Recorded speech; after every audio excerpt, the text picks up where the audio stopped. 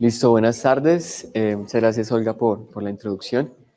Como el título lo menciona, y perdón, ahí tengo la voz un poquito, es que estuve enfermo. Siempre coincide que estoy enfermo para estas sesiones. Entonces, vamos a hablar un poco de lo que es la inteligencia artificial. Como decía Olga, lo que no es también la inteligencia artificial. Hoy en día tenemos que saber mucho o tener muy claros estos conceptos. Como es un término de moda, en muchas situaciones le venden a uno cosas o quiere hacer uno cosas por modas, cuando se da uno cuenta, al final necesita uno quizás unas herramientas diferentes o de pronto un conocimiento no, o al no estar informados de lo que verdaderamente es la inteligencia artificial, empieza uno a usar las herramientas de una manera que no es. Entonces es súper importante uno tener o conocer unos elementos conceptuales de lo que es la inteligencia artificial. En esta primera sesión va a ser una sesión más que todo teórica, conceptual, de discusión. Después, en la próxima sesión que tendremos el 23, vamos a tener algo ya más práctico, donde vamos a trabajar con datos reales, vamos a programar. Aquí no tienen que saber programar, sino que aquí los vamos a guiar para correr código fuente que ya está todo listo, que ustedes vean en tiempo real cómo funcionan estos métodos y que ustedes puedan jugar con ellos. ¿Listo?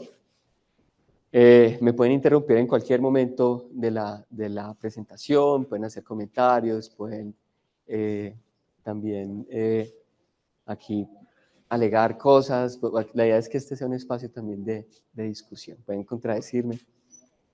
Me presento, entonces, yo desde el 2021 soy profesor asociado del Departamento de Ingeniería Biomédica. Desde el 2016 llevo en la universidad en mi carrera como profesor, empezando en Ingeniería Eléctrica Electrónica, y yo tengo un doctorado en la Universidad Estatal de Ohio en Ingeniería Eléctrica de Computadores. Los temas que yo trabajo usualmente están enfocados en el uso de la inteligencia artificial, tecnologías, diferentes tipos de tecnologías, y también un trabajo interdisciplinario para abordar problemas en el que está involucrado un impacto social importante. Aquí esta parte del trabajo interdisciplinar es bien importante en lo que hacemos, porque aquí es donde verdaderamente podemos tener proyectos de un verdadero impacto.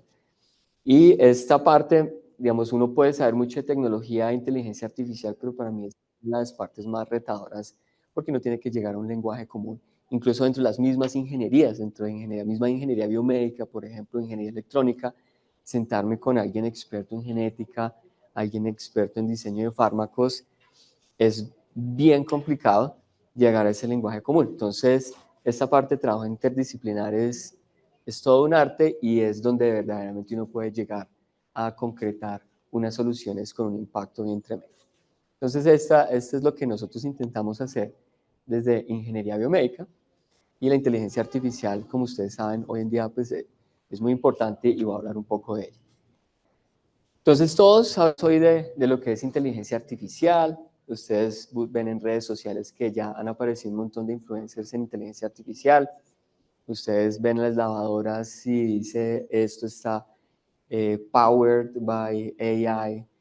Pero al final, entonces, ¿qué es la inteligencia artificial? Entonces, aplicaciones que nosotros tenemos hoy en día, por ejemplo, reconocimiento de voz. Nosotros, yo no sé si ustedes han usado el Alexa o el equivalente de esa bolita azul, donde le dan unas instrucciones, le dice Alexa, tal cosa, y le puede dar unas instrucciones de diferente manera y aún así le entiende. Entonces, definitivamente hay sistemas de inteligencia artificial ahí metidos. Los motores de búsqueda web, ustedes busquen en Google o cualquier buscador, logueados con su cuenta. Estos motores de búsqueda hacen un perfilamiento, y ellos, basados en algunos modelos de inteligencia artificial, lo que hacen es que filtran o definen un perfil de búsqueda de tal manera que cuando ustedes buscan algo, él hace un ranqueo de las páginas web que ustedes buscan de acuerdo con el historial que ustedes han tenido. Muchos dicen que Google sabe más de uno que uno mismo. Por ejemplo, los sistemas de recomendación en Amazon, Mercado Libre, Netflix.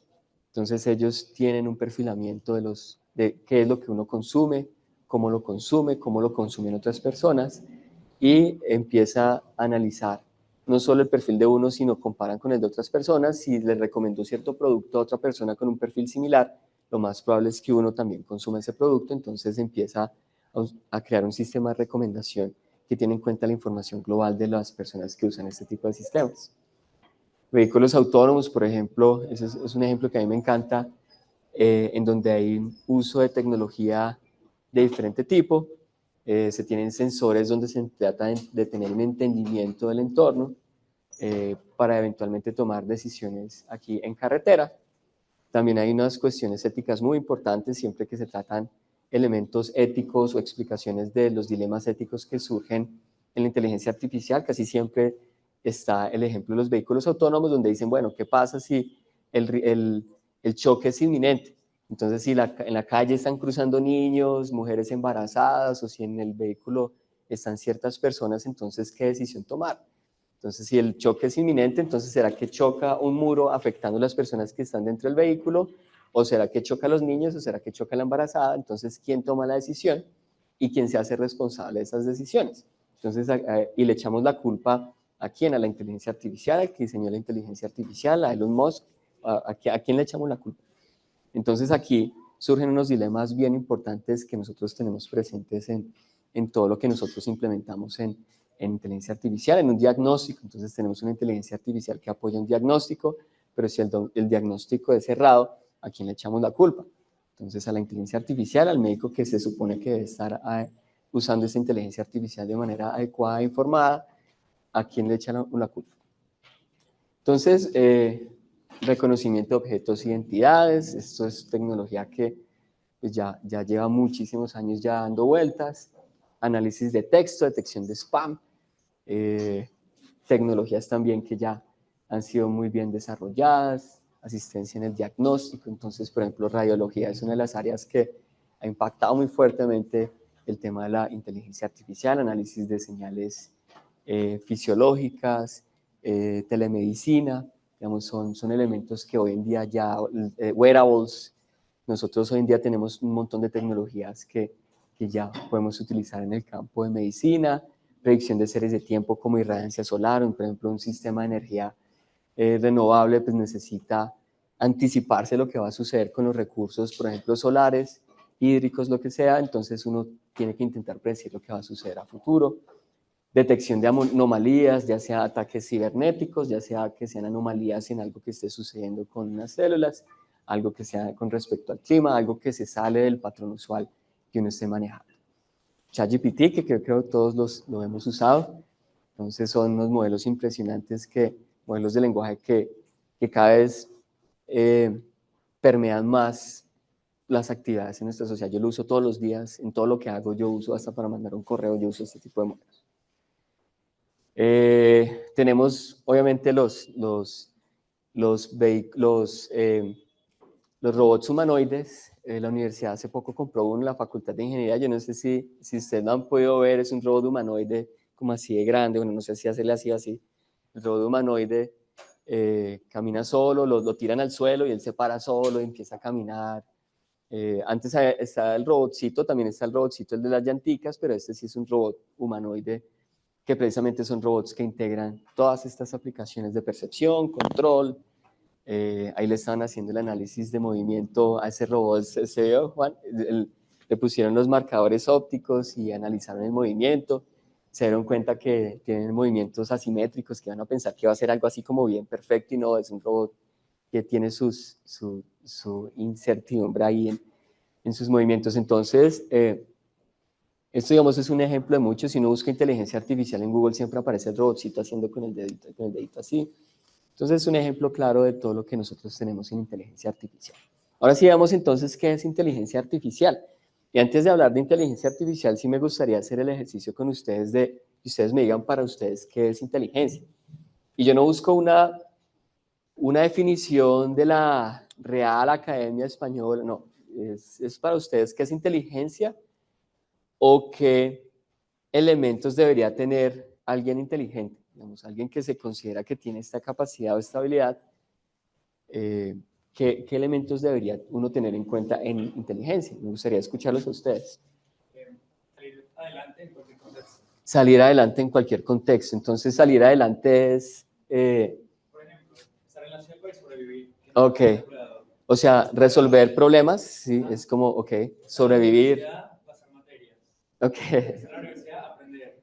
Ok, mejor esa, no se va a aprender. Si pasa uno, pero aprender, listo, bien. Aprender, resolver problemas. También analizar, o sea, poder leer algo y no solo leerlo literalmente, sino Ok. abstraerlo.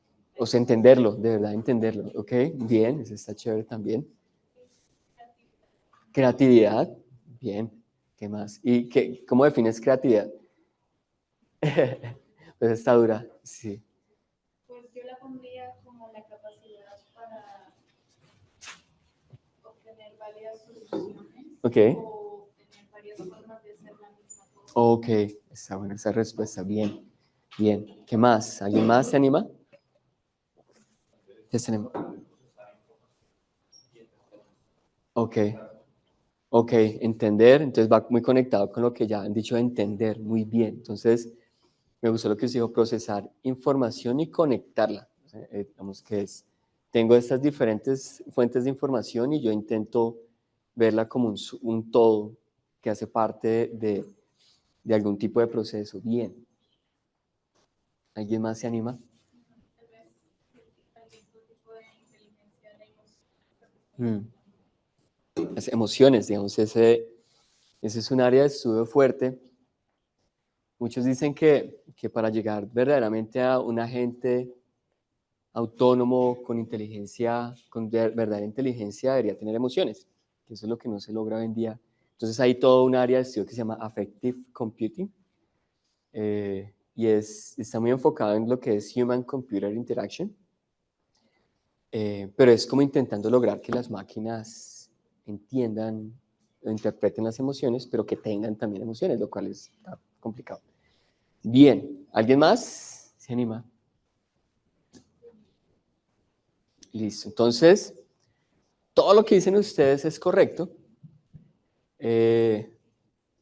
Solucionar problemas, entender lo que está sucediendo basado en la información, ser capaz de tener creatividad, creatividad definido como la capacidad de buscar soluciones a los diferentes problemas, pero por diferentes rutas. Todos esos son elementos bien, bien importantes de lo que es inteligencia. Yo aquí les coloco dos definiciones que de alguna manera sintetizan todo lo que ustedes dijeron. Son definiciones muy resumidas, obviamente, porque esto de inteligencia da muchísimo. Pero les voy a colocar las definiciones que dan dos o en tres personas importantes en el área de inteligencia artificial. Y una de las que nos dice es que inteligencia mide la habilidad de un agente para lograr objetivos en un rango amplio de ambientes. Y la otra es la inteligencia, es la habilidad de un agente para tomar buenas decisiones. Entonces, si ustedes ven, aquí tenemos varios elementos, entonces está lo de decisiones que ustedes dijeron. Lograr objetivos, también ustedes lo hablaron, un rango amplio de ambientes, eso es bien importante. Entonces yo resalto varias cositas acá. Una es este good. Fíjense que ese es, cuando uno dice buenas decisiones, pues ese bueno es bien difuso. Ese es bien relativo al contexto. Entonces, para un terrorista bueno significa una cosa, para alguien que busca el bienestar de otros es otra cosa. Entonces, este bueno pues depende de un contexto. Entonces, es la habilidad de una gente para tomar buenas decisiones.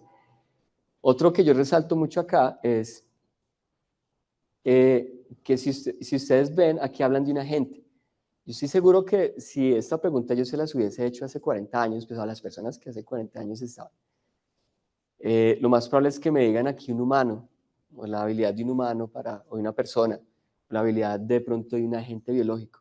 Pero si ustedes ven hoy en día ya hablamos es de un agente como un término muy general, precisamente dándole cabida a las máquinas. Hoy en día tenemos que darle cabida a las máquinas. Esta semanita, una estudiante doctoral que asesoramos con otro profe, está trabajando en algo que se llama resiliencia cooperativa en sistemas de inteligencia artificial. Y es qué pasa si tenemos agentes y máquinas interactuando entre ellos y cómo ellos logran tener una coexistencia y un trabajo colaborativo entre agentes, entre máquinas y humanos, para crear sistemas que sean resilientes ante diferentes tipos de situaciones. Entonces, fíjense que Ya cuando hablamos de resiliencia no es solo en un término de psicología, economía, infraestructura crítica, sino que también hablamos en humanos con máquinas interactuando así. No es como que la máquina me ayuda al humano, sino que es de tú a tú. Y otro, y de los más importantes que yo me voy a enfocar mucho cuando empecemos a meternos ya en el tema más de las entrañas de lo que tienen este tipo de modelos de inteligencia artificial, es que es en un rango amplio de ambientes. Entonces la idea es que este agente lo pongamos en diferentes escenarios, en donde hay incertidumbre, en donde hay ruido, escenarios hostiles y que sea aún así el agente capaz de resolver esos problemas. Ahí es donde entra lo de la creatividad, que me pareció muy chévere ese aporte. La primera vez en 10 años que alguien me dice creatividad, entonces me parece muy chévere. Bien, entonces inteligencia artificial es la habilidad de un agente artificial. O sea, todo lo que hablamos de agente, entonces lo llamamos agente artificial. Entonces, donde el agente artificial pues es lo que llamamos nosotros máquina, que es lograr objetivos, que es todo lo que ustedes dijeron, en un rango amplio de ambientes. Eso es lo que nosotros queremos lograr. Objetivos una máquina puede lograrla, pero en un rango amplio de ambientes, en ambientes hostiles, en ambientes que no ha visto, donde hay incertidumbre, ruido, esa es la tarea principal de la investigación hoy en día en estas máquinas. Queremos una máquina que si toma una radiografía y es capaz de identificar ciertas masas en los pulmones y lo hace muy bien para cierta población, pues que para personas que no ha visto todavía, pues lo haga muy bien. Entonces, eso es lo que nosotros queremos. Entonces, ¿cómo logramos esto? ¿Cómo lo vamos a lograr? Entonces, vamos a hacer un ejercicio que yo sé que lleva años y ya Olga y Sharon se lo saben de memoria. Vamos a hacer un ejercicio que yo lo fusilé de una presentación de Josh Tenenbaum, que es un profe muy importante en el MIT, en el área. Y yo les voy a mostrar a ustedes un objeto que yo llamo objeto Z. Les muestro a ustedes 3 elementos y yo lo que voy a hacer es que voy a señalar algunos otros objetos y ustedes me dicen, oiga, ¿este es un objeto Z o no? ¿Listo? Estos 3 sabemos que pertenecen a esta categoría, sabemos que aquí en toda esta presentación, en estas imágenes, hay más objetos Z y la idea es que ustedes sean capaces de identificar cuáles son. Yo les voy a señalar algunos y ustedes me dirán si sí o si no, ¿listo? Entonces, si yo les señalo este, no, prendieron que no, este, por ahí escuché un... Sí, entonces, la mayoría dijo que no, por ahí una S, por ahí. Este que está acá, sí, este, veamos este, no, ¿cómo? ¿Puede ser? Este, no, bueno, y este, no, listo. Un último, este, no, listo. Entonces, fíjense que hubo unos en los que hubo completa seguridad, sí, no. Otros como que, ¿listo? ¿Qué información ustedes utilizaron para determinar si esto era un objeto Z o no? ¿Color de fondo, el color del objeto? ¿Como el tallo? ¿Qué más? Sí, ustedes contaron, o sea, usted midió el tallo, cuántas cositas tenía el tallo, no, ¿no es cierto? Era como la presencia de un tallo, ¿no es cierto? ¿Qué más? Aparte del tallo, por ejemplo, este tenía como un tallo ahí también. ¿Cómo? La cabecita que tenga como algo arriba. ¿Cómo? Eso, como las cositas de abajo, como las raíces o dendritas. ¿Ustedes contaron cuántas chusitos tiene acá arriba? No, tampoco midieron eso, no. Entonces era una información muy gruesa. Entonces, fíjense que es lo que ustedes dijeron. Es como la estructura, básicamente lo que ustedes dijeron. Y fíjense cuánto se demoraron ustedes en extraer esa información. Es lo que queremos en las máquinas. Entonces, que tengamos capacidad de generalizar ante escenarios e información nueva. Entonces, fíjense que ustedes fueron capaces de identificar esos elementos basados en esas muestras que yo les di para ustedes decir, esto definitivamente es un objeto Z, ¿no? Como les digo, eso es lo que nosotros queremos en las máquinas. Esto que ustedes hicieron en medio segundo, para una máquina es bien complejo. Ahora, ¿cómo logramos tomar buenas decisiones, lo que sea que signifique bueno, y generalizar? Cuando hablo de generalizar es en situaciones que no se han visto todavía, y la clave es el aprendizaje. Entonces, aquí es donde entra el Machine Learning. ¿Qué es el Machine Learning? Es ese conjunto de algoritmos o técnicas que hacen que la máquina aprenda a tomar decisiones a partir de los patrones en los datos.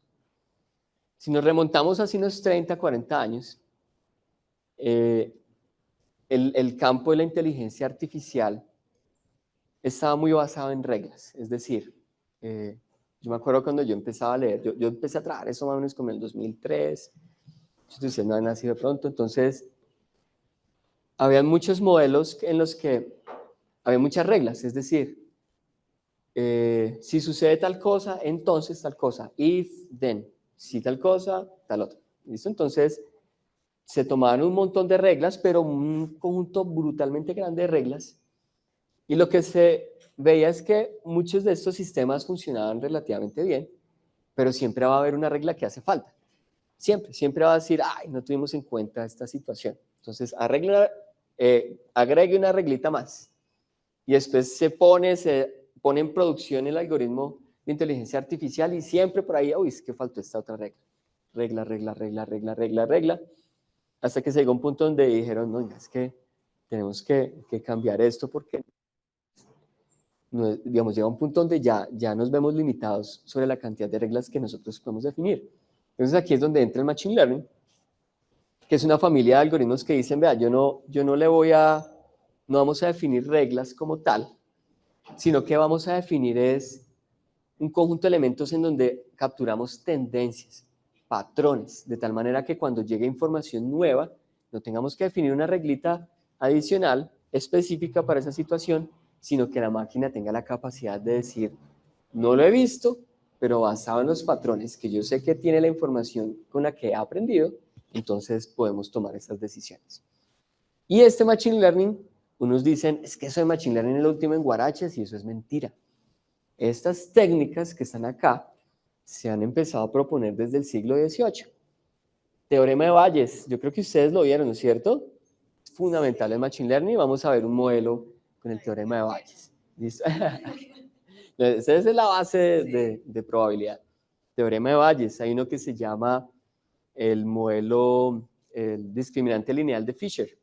Entonces, Fisher, ese se propuso en 1926 en una área que se llama eugenesia. ¿Alguien sabe qué es eugenesia? Yo creo que sí, ¿no? ¿O no? No. ¿Sí? ¿Qué es eugenesia? Es un principio que propuso un filósofo diciendo que era algo racial, o sea, que para crear La mejor raza. había que encontrar cierto tipo. Exacto, entonces en ese momento había un journal, Annals of Eugenics, y ahí publicó, y supongo que ampliamente citado, obviamente el journal desapareció, pero fue propuesto en ese contexto. 1926, en ese momento no hablábamos de inteligencia artificial, pero la herramienta está. Entonces mi punto con esto es que muchos de estos algoritmos y técnicas vienen de la estadística, vienen de otras áreas, y viene Machine Learning y pone una sombrilla sobre esas y dice, yo tomo estas técnicas y la empezamos a analizar en un contexto más de aprendizaje de máquinas. Ya sabemos que una máquina está aprendiendo, la tomamos y la vemos como una herramienta dentro de algún paradigma de aprendizaje de máquina. Entonces, último en guarachas no es, definitivamente. Regresión logística, ¿ellos ya lo han visto? ¿Regresión logística? Sí.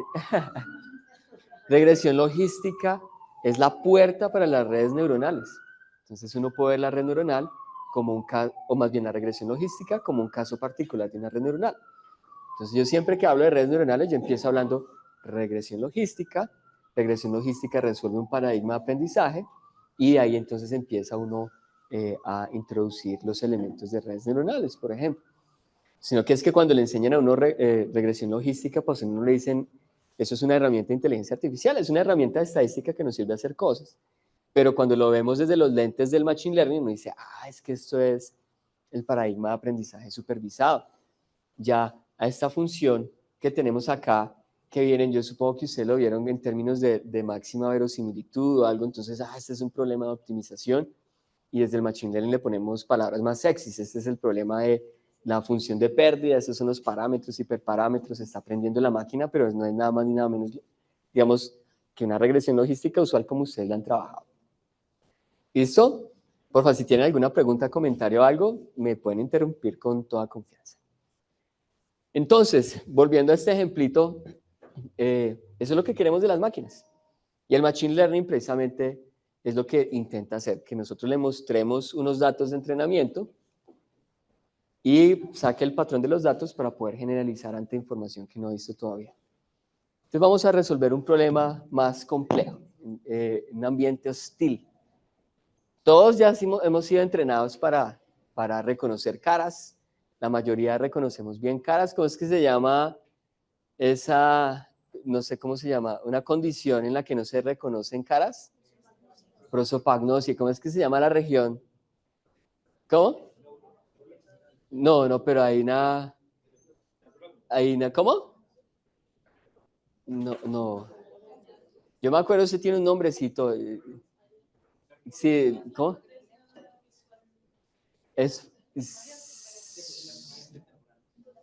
No, pero había algo de fusiforme, ¿no? No es algo de, ¿no? ¿Sí? Sí, pues yo lo que leí hace muchos años es que si había lesiones ahí, la persona ahí ya no reconocía cara. ¿Cómo? Giro fusiforme, sí, creo que era esa. Sí, esa me suena más. No, yo estoy preguntando de curiosidad, digamos, porque yo la verdad no me acuerdo bien. No, pero es que yo sí debería saber. Sí, uy. Pues yo vi un curso en el 2010 de psicología neurocognitiva y yo me acuerdo que habían lesiones ahí de personas que la varilla y qué tales y sí, ese, y yo me acuerdo que ya, o sea, no reconocían caras, la persona tenía que tener un lunar gigante para reconocer. Listo. Entonces, bueno, mi punto es que la mayoría estamos entrenados toda la vida para reconocer caras y aparentemente estamos diseñados para reconocerlas. Entonces vamos a hacer un ejercicio y vamos a encontrar ilusiones de caras. ¿Listo? No vamos a contar ni la de los caballos ni la del jinete, sino que vamos a encontrar ilusiones de caras como esta. Esta es una ilusión de caras. Entonces vamos a contar, cuéntenlas ustedes y me dicen cuántas ven. Hay varias ahí.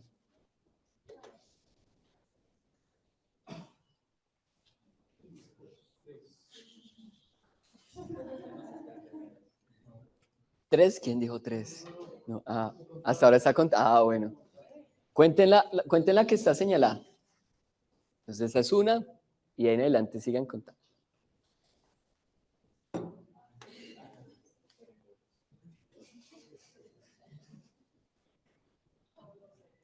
Bueno, ¿quién acabó ya? ¿Quién da más? ¿Cuántas? ¿11? ¿2? Ah, 12. Ah, bueno. 11 dijeron por acá. Bueno, vamos a señalarlas, entonces para que me ayuden. Entonces tenemos 1, 2, 3, arriba 4, 5, 6, 7, 8, 9, 10, 11. ¿Esta la ven? 12 y esta grandota, 13. Siempre que hago esta presentación, alguien me dice que hay una cara acá, yo no la veo, la verdad. ¿Alguien la ve? ¿Sí? Yo no he podido acá. Voy a salir de dudas aprovechando que los tengo acá. O sea, ¿dónde están los ojos? ¿Dónde están los?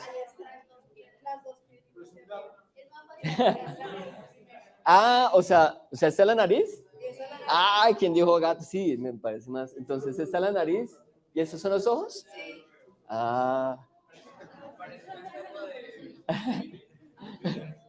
sea, toca parpadear rápido para uno verla. Listo. Bueno, sí. Sí. Sí, listo. Entonces, 13,5. ¿Listo? Muy bien. Entonces, ¿ustedes qué información utilizaron para detectar esa cara? O sea, ¿ustedes contaron las pestañas? No. ¿Cómo? Ojos, nariz, boca de pronto también. Pero esta no tiene dos ojos. Pero porque dijimos que es cara, a mí sí me parece una cara. ¿Cómo? Pero sabemos que es una de las posibles situaciones en donde podemos ver las caras. ¿Qué más usaron ustedes? ¿El color de la piel? No, sencillamente una estructura. ¿Listo? Entonces, fíjense que súper buenos todos nosotros para poder identificar caras en un ambiente hostil, porque esto se puede considerar un ambiente hostil para nosotros hacer eso. Eso es lo que queremos que hagan las máquinas. Obviamente para una máquina esto es berraquísimo. En estos dos ejercicios que hicimos, tenemos unos datos para entrenar. Hemos visto caras durante toda la vida, les mostré los 3 objetos Z. Después, ¿qué hicimos? Extraemos información relevante. Y esto en inteligencia artificial es fundamental. Y es algo que muchos dicen, muchos pensantes o filósofos de la inteligencia artificial dicen, algo clave para la inteligencia artificial es que no vamos a usar todos los detalles de la información que obtenemos, sino que vamos a extraer la información que apenas necesitamos. Fíjense, ustedes no se pusieron a contar aquí cuántos pelos habían aquí en la raíz, ni el tamaño del tallo, ni cómo era exactamente la forma de la cabecita. Ustedes de una vez dijeron, viendo los datos de entrenamiento, necesitamos esta información gruesa para tomar las decisiones. Es la mera presencia de un tallo, la mera presencia de una cabecita, la mera presencia de una raíz o las dendritas abajo, y con eso es suficiente, sin ni siquiera mirar el color, para nosotros poder determinar si esto es un objeto Z.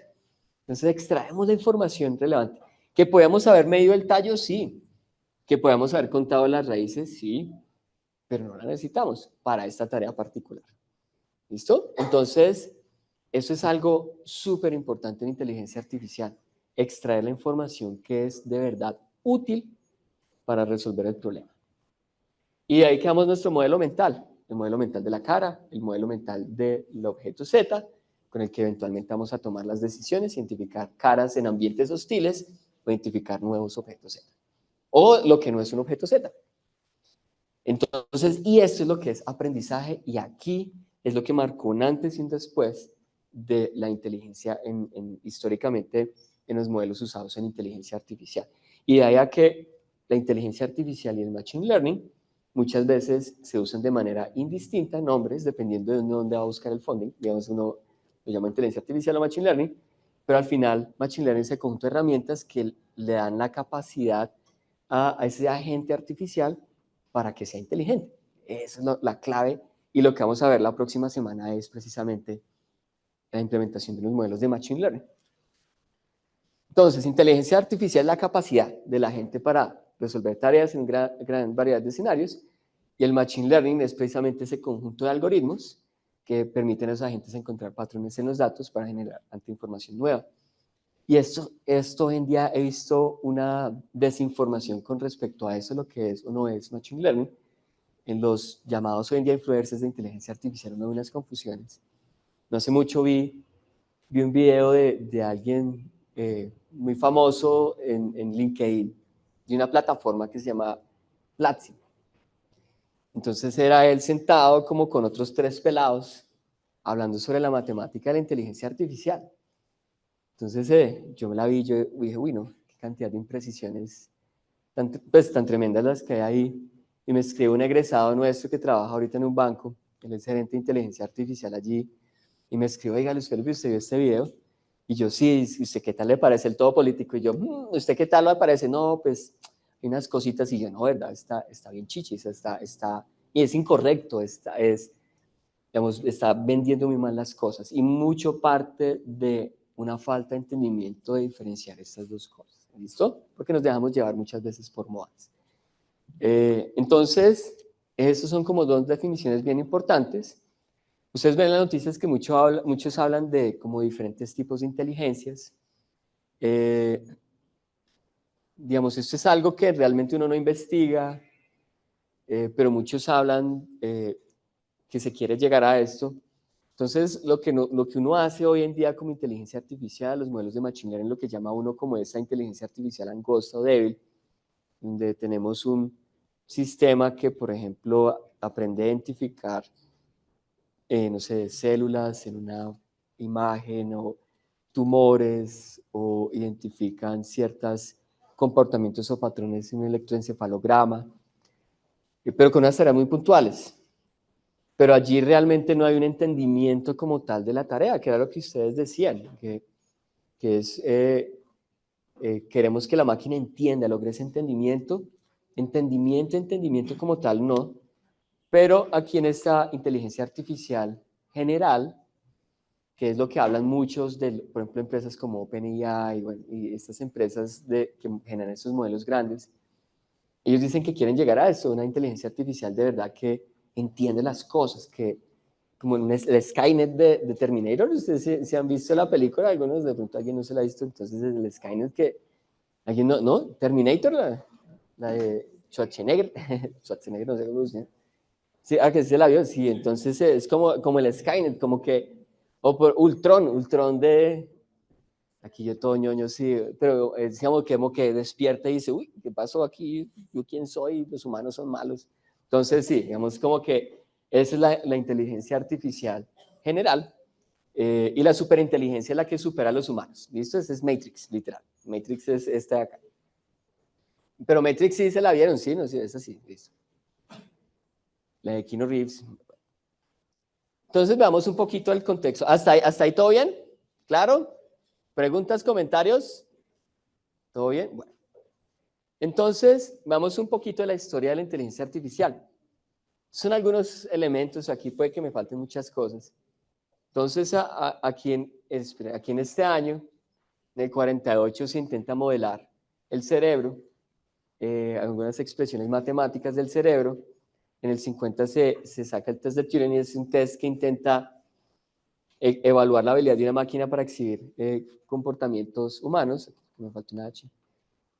Aquí en el 56 ya empieza el área formal de inteligencia artificial. Se reúnen en una conferencia y dicen, inteligencia artificial la vamos a proponer como un área formal de estudio. Es hasta el 56. Ahora, una cosa es la inteligencia artificial como área formal de estudio, pero otra cosa las herramientas de Machine Learning que usa la inteligencia artificial, que vienen desde el siglo XVIII, el teorema de Bayes, por ejemplo. En el 80 surge otra forma de hablar de inteligencia artificial, que eran los sistemas expertos. En el 97 ya Kasparov, que era el re duro en ajedrez, lo vence una máquina. La gente dice, no, ya, se acabó el mundo. Y en el 2011-2012 se propone o se presentan unos resultados muy impresionantes usando o reviviendo un tipo de técnicas que son consideradas como aprendizaje profundo, y aquí ya viene una nueva era de la inteligencia artificial donde ya todo el mundo empieza a usar ese tipo de modelos. Entonces ya problemas que antes eran muy difíciles de resolver, ahorita las máquinas ya empiezan ya a resolverlos porque ya en esta época ya tenemos unas máquinas más potentes. Y son métodos, por ejemplo, usó unos métodos que ya se han propuesto como en los 80s, pero en los 80s no era un poder computacional que ahora sí tenemos hoy en día. Y aquí ya entonces AlphaFold, premio Nobel, OpenAI ya publica GPT y ya empieza todo lo que conocemos hoy de inteligencia artificial. Pero fíjense que como área formal de estudio, 56 más o menos empieza a dar vueltas. Y bueno, la era moderna de la inteligencia artificial. ¿Qué elementos han permitido el surgimiento de la inteligencia artificial? Entonces, hoy en día el conocimiento está muy democratizado. ¿A qué me refiero a eso? Cuando yo empecé a trabajar en esto y me tocaba echar código casi que desde cero, en esa época era un software de programación científica que era C++, MATLAB, hoy en día es Python, bueno, eso tiene va variando, cada vez va saliendo un software o un lenguaje de programación diferente, nuevo, pero hoy en día ya es muy fácil uno programar. Entonces ustedes van a ver en la próxima sesión cómo son con una línea de código ya entrena un modelo de inteligencia artificial, con una lineecita de código. Repositorios de código abierto, la gente ya comparte su código fuente, ya hay modelos que están entrenados, entrené este modelo, vea, aquí está libre para que usted lo trabaje. Datos, que es como la gasolina de estos modelos de inteligencia artificial.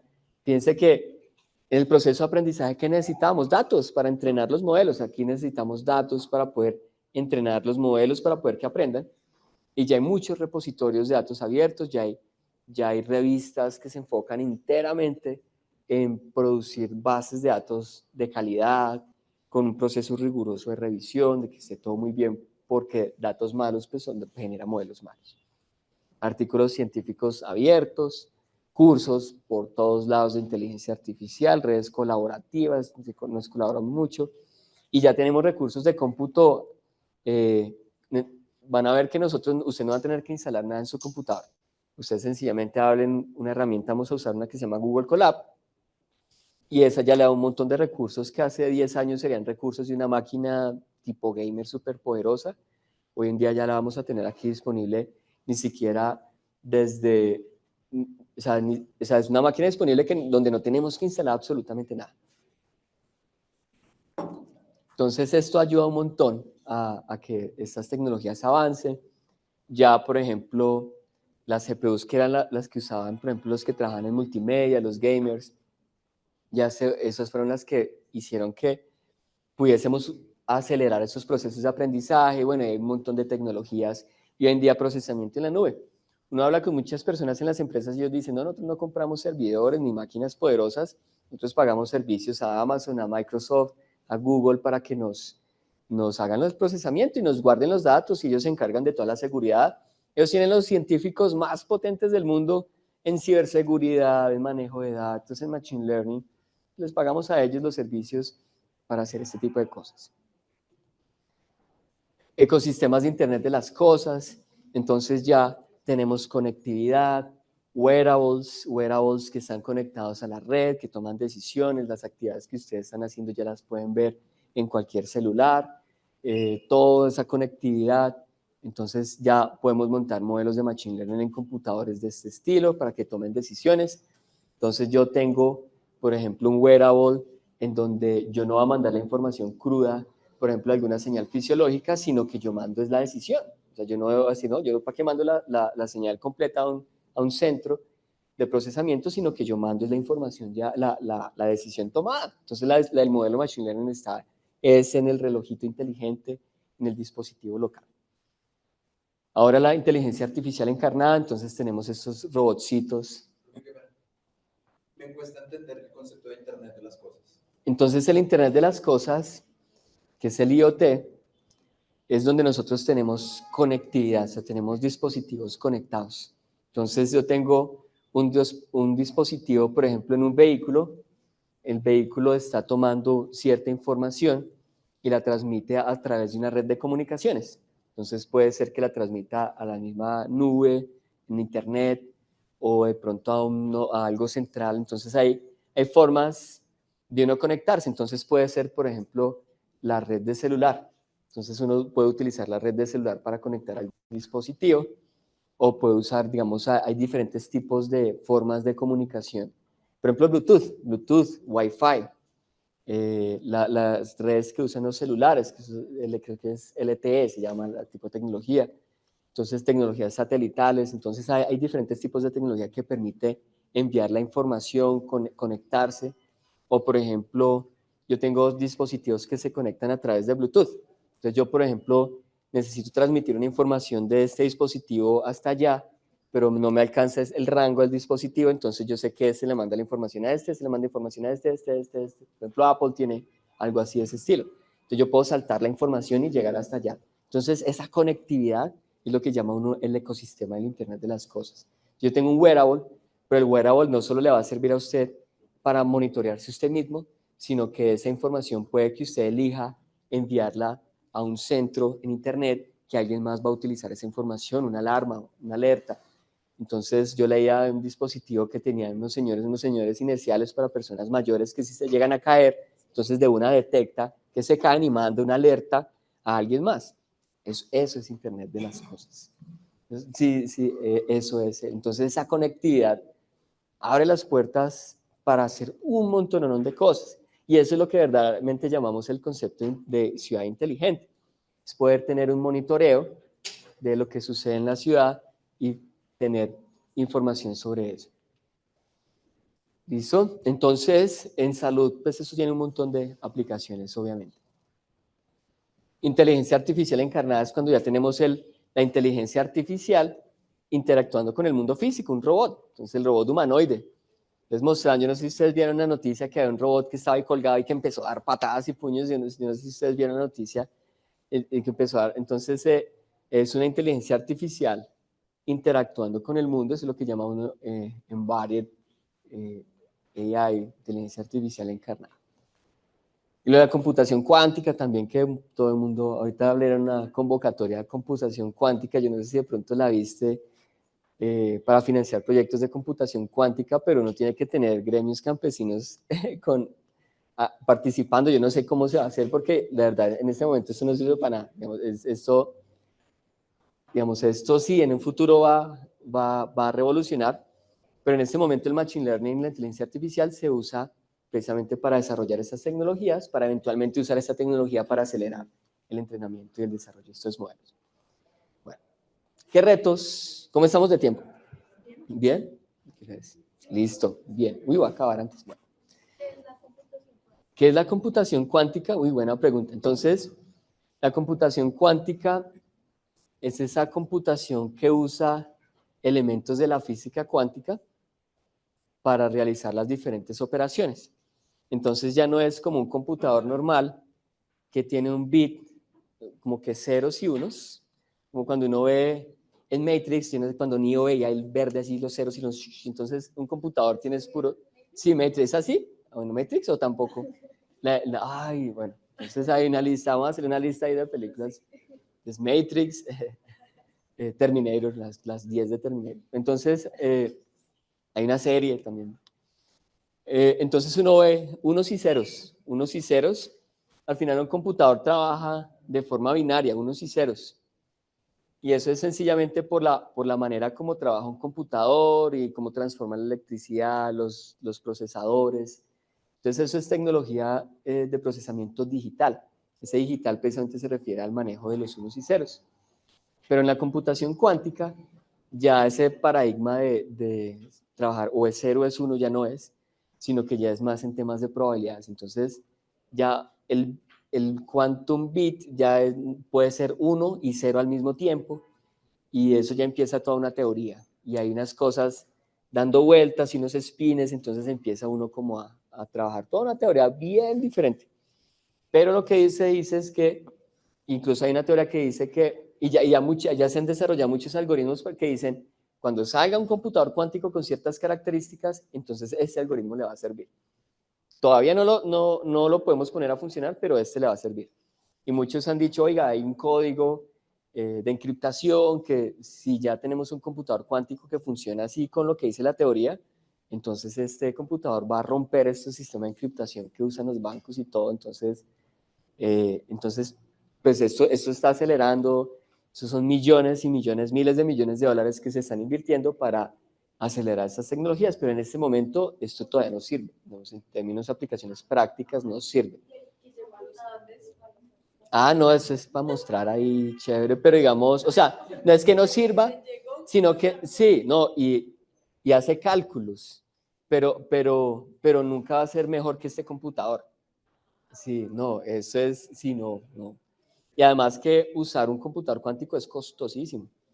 Entonces yo con una mecha o con un celular puedo hacer cosas muchísimo mejores que un computador. Sí, digamos, la flechita, sí, yo puedo hacer muchas cosas. Pero no es que sea, o sea, en este momento si lo queremos usar para una tarea común, pues no sirve. Pero obviamente para hacer investigación, digamos, la idea es seguir avanzando pues el tema. Entonces, sí, no, el que traen a la universidad obviamente sirve, digamos, pero para investigación en el área, pero no para yo resolver estos problemas de medicina, no, en este momento no. Podemos prepararnos y empezar a ver aplicaciones que yo podría montar en un computador cuántico cuando lo tenga, un computador cuántico que funcione, o sea, potente, pero en este momento no lo podemos hacer. No sé si eso responde sí tu pregunta. Si no, nosotros trajimos el año pasado un profe en la escuela de verano para hablar de computación cuántica y no, yo la primera clase y decía, Dios mío, ¿qué es esto? Es una teoría bien densa. Entonces es cambiar lo que uno ha visto toda la vida de computación. Es bien diferente. Bueno, retos de la inteligencia artificial. Entonces, este tipo de tecnologías vienen con sus retos. En su momento, cuando yo empecé a trabajar hace más de 20 años en este tema, digamos, a uno nunca le hablaban de esas cuestiones éticas, como, oiga, ¿qué implicaciones éticas tiene el desarrollo? No, porque realmente, digamos, uno sí tenía estas herramientas tecnológicas, y las usaba en ciertos contextos, pero como su uso no estaba tan diseminado como hoy en día, pues realmente uno nunca le preguntaban, digamos, cosas de cómo hacer la privacidad de los datos, la protección de los datos, uno nunca realmente, no había como una parte legal, no estaba bien definida. Uno cuando pasaba algo a un comité de ética, era más como que, vea, los humanos van a estar protegidos y eso va a estar anonimizado, pero hasta ahí. Pero nunca asociado a lo que potencialmente va a ser la inteligencia artificial o sus modelos.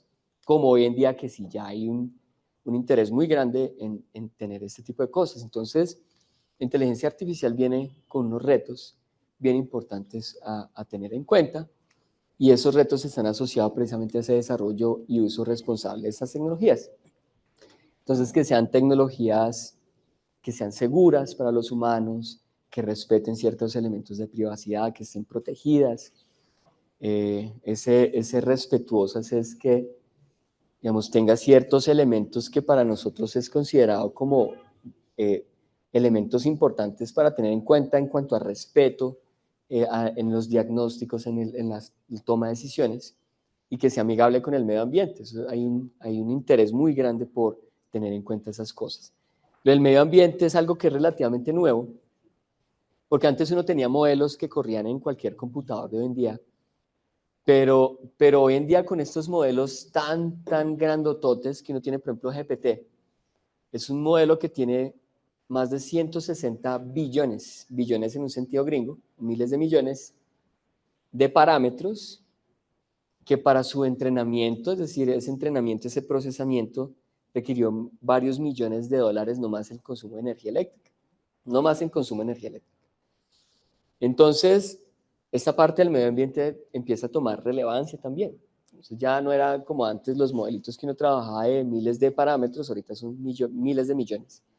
Entonces, ya la parte del medio ambiente empieza a tomar cada vez más relevancia. Entonces, digamos, el uso de estas tecnologías tiene que venir precisamente con esa responsabilidad.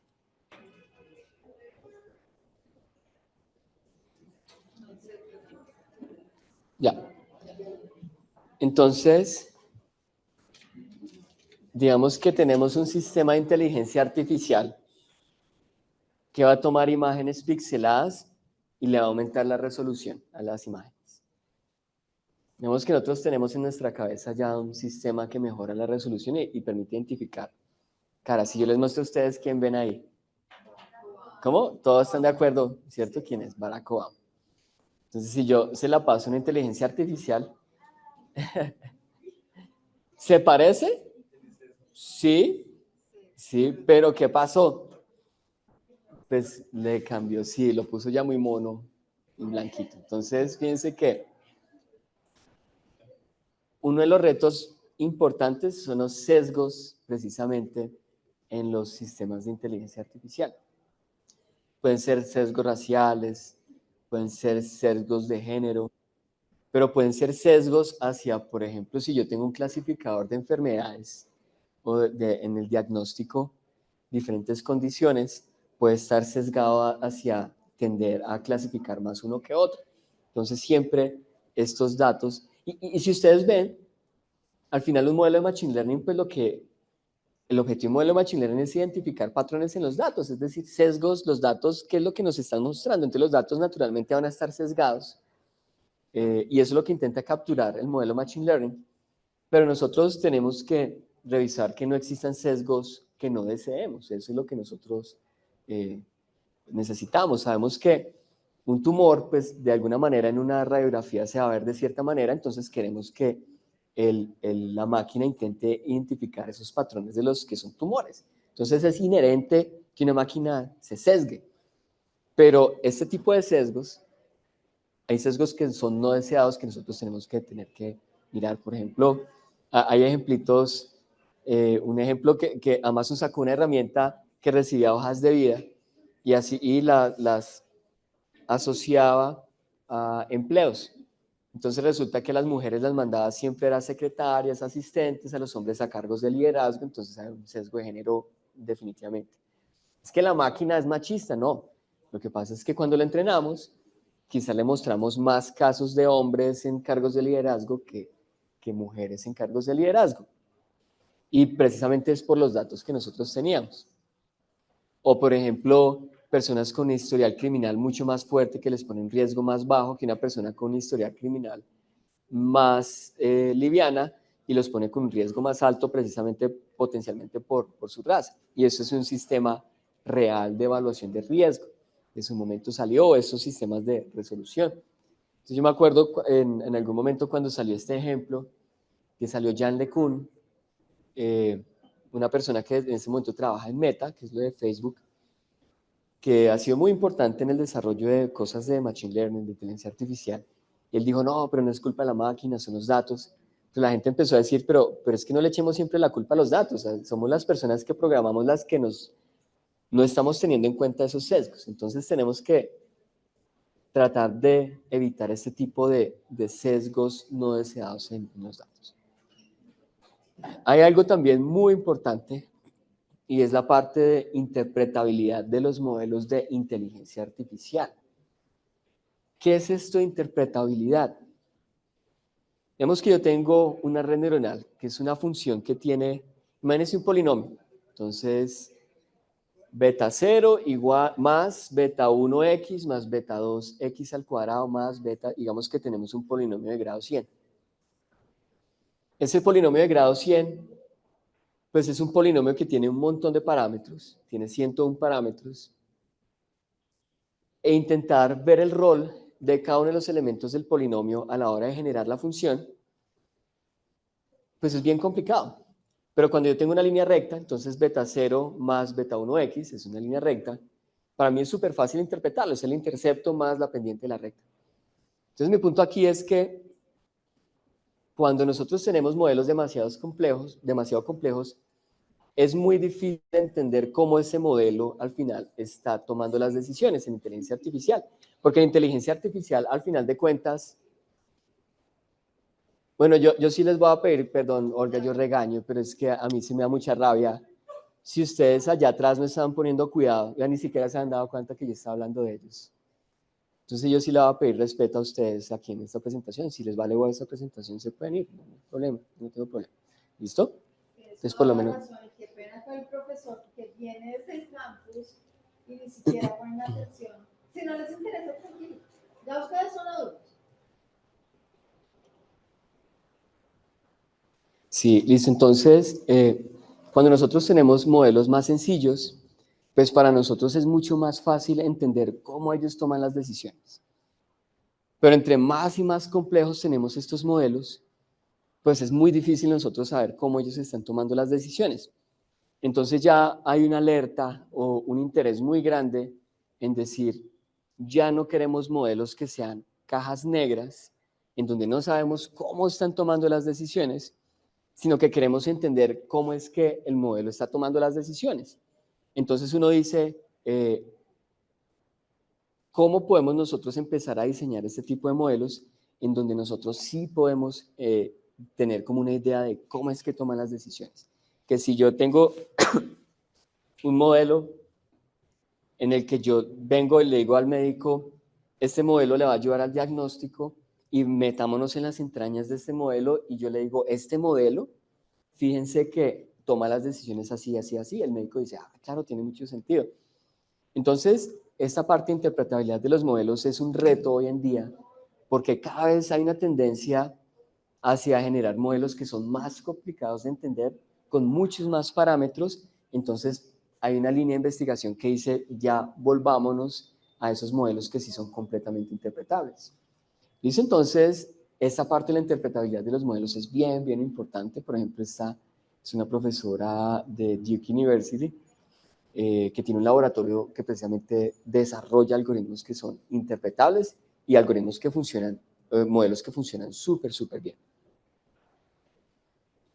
También la parte de privacidad, entonces todo lo que le metamos nosotros a ChatGPT, eso por allá, esas máquinas nunca olvidan, dicen por ahí. Entonces nosotros tenemos que tener cuidado cómo usamos la información, tenemos que ser conscientes de cómo estos sistemas de inteligencia artificial están utilizando nuestros datos. Hay mucha indisposición de diferentes sectores de cómo estos modelos como ChatGPT, los que generan imágenes de forma automática, han usado las fuentes de información para entrenar esos sistemas. Una entrevista, yo me acuerdo a una que hace parte del liderazgo de OpenAI, sobre cuáles eran las fuentes de información. Ella empezó ahí a dar vueltas y se salió por la tangente, nunca explicó cuáles eran los datos de entrenamiento. Yo no sé si ustedes vieron la noticia de DeepSeek. DeepSeek, que era como ese modelo asiático, el modelo chino de inteligencia artificial. OpenAI dijo, no, estos hicieron trampas, se copiaron de nuestro modelo, lo usaron como un modelo para entrenar de forma más fácil ese tipo de modelos. Y al final la gente dijeron, no, pues es igual, OpenAI ya hizo trampa generando generando sus modelos, pues ladrón que roba ladrón, pues le decían como a los de OpenAI. Entonces esta parte de privacidad es bien importante. Los artistas, guionistas, muchas personas dicen, estos modelos están usando nuestro arte, nuestra forma de hacer las cosas para poder generar sus productos. También la manipulación de... También, que a veces les digo a ellos que están escribiendo, yo no sé si tú has visto, que uno como dice, le hace check a todo, de acuerdo. Si ustedes meten un paper completo que ustedes hayan hecho, ese paper ya es de ChatGPT. ¿Sí? Por eso les he dicho a ustedes fragmentos, vayan haciendo las cosas conscientemente, porque después ya las revistas le están diciendo a uno qué utilizó y qué hizo Nature, qué hizo con inteligencia artificial, porque ni hay revistas que no están aceptando esto, o cuando se ha hecho completamente la edición con inteligencia artificial. De hecho, yo iba a comentar un caso que hace poco, que yo no sabía eso porque yo solo utilizo mucho eso con Python. Ok. Y yo tengo un estudio de Python y puedo acceder a las pestañas que no tiene abiertas en el navegador. Pero desde un momento en adelante me pasó que me comenzó a llamar a compañía. Y a mí se me hizo raro. ¿Cómo sabes que yo tengo ese nombre? Me dice, ¿cómo has abierto estas y estas pestañas? Ahí aparece tu nombre, aparece que trabajas con estas personas, que estudias en esta universidad y que tienes correos con estas personas con las que trabajas. Lo perfilaron. No, por pues solamente porque en algún momento seguramente yo tenía abierto el correo, yo no sé, y abrí Copilot. Ok, uy, tremendo. Entonces uno tiene que tener mucho cuidado con este tipo de cosas, con este tipo de herramientas, leer muy bien. Yo la verdad lo uso todo el tiempo. Pues yo digo, si se me va a usar mi información para entrenarse, pues suerte con eso. Pero si hay cosas que son críticas que uno dice, uy, esto definitivamente no lo puedo mandar. Ayer me escribió un estudiante, un egresado. Me dijo, oiga, es que yo trabajo aquí en esta empresa y tenemos que hacer una herramienta basada en modelos de lenguaje que compare documentos y que identifique si hay coherencia entre los documentos. Es decir, este es un documento con ciertas cifras, cierta información, esta tiene información que traslapa, y la idea es que la información que sea traslapada sea información que tenga los mismos datos, no que esta diga este valor es de 1 y el otro es 1.2, no, tiene que ser información que coincida. Entonces identificar esas discrepancias, posibles discrepancias que existan entre los documentos. Y yo dije, no, pues hay uno que se llama Node.lm, que trabaja esto. Dijo, no podemos usar esas herramientas, tenemos que hacerlas desde cero. Entonces yo dije, bueno, suerte con esto. Entonces le dije, bueno, entonces hay modelos de lenguaje abiertos, descárguelo en su máquina local y empiece usted a sintonizarlo y prompts que le hagan eso. Entonces hay empresas que dicen definitivamente no podemos usar este tipo de herramientas, o si se van a usar tiene que ser nuestras propias herramientas. Precisamente porque esa parte de privacidad es súper importante. Hay manipulación de información para generar contenido fraudulento. Este es un humorista que en algún momento está imitando a Arnold Schwarzenegger y le pone la cara a él, y de verdad que parece real la cara, y eso que eso fue generado hace ya varios años. Ya hay películas que ustedes ven donde rejuvenecen a las personas. Hay unas donde uno dice, no, eso sí es inteligencia artificial, pero otras donde dice, uy, se ve bien. Ya hay incluso challenges donde se retan a las personas a generar metodologías de detección de este tipo de fraude, sino que es que cada vez es más difícil, y no solo es en imágenes y videos, sino que también es en audios. Entonces, un comentarista de fútbol que salió a decir, oiga, es que ese video mío es un video que es, o sea, ese video que salió con mi cara, ese no soy yo. Y uno lo veía y uno decía, oiga, pero ese sí era ese comentarista. Entonces uno tiene que tener mucho cuidado con este tipo de herramientas. Cada vez es más difícil uno hacer este tipo de cosas.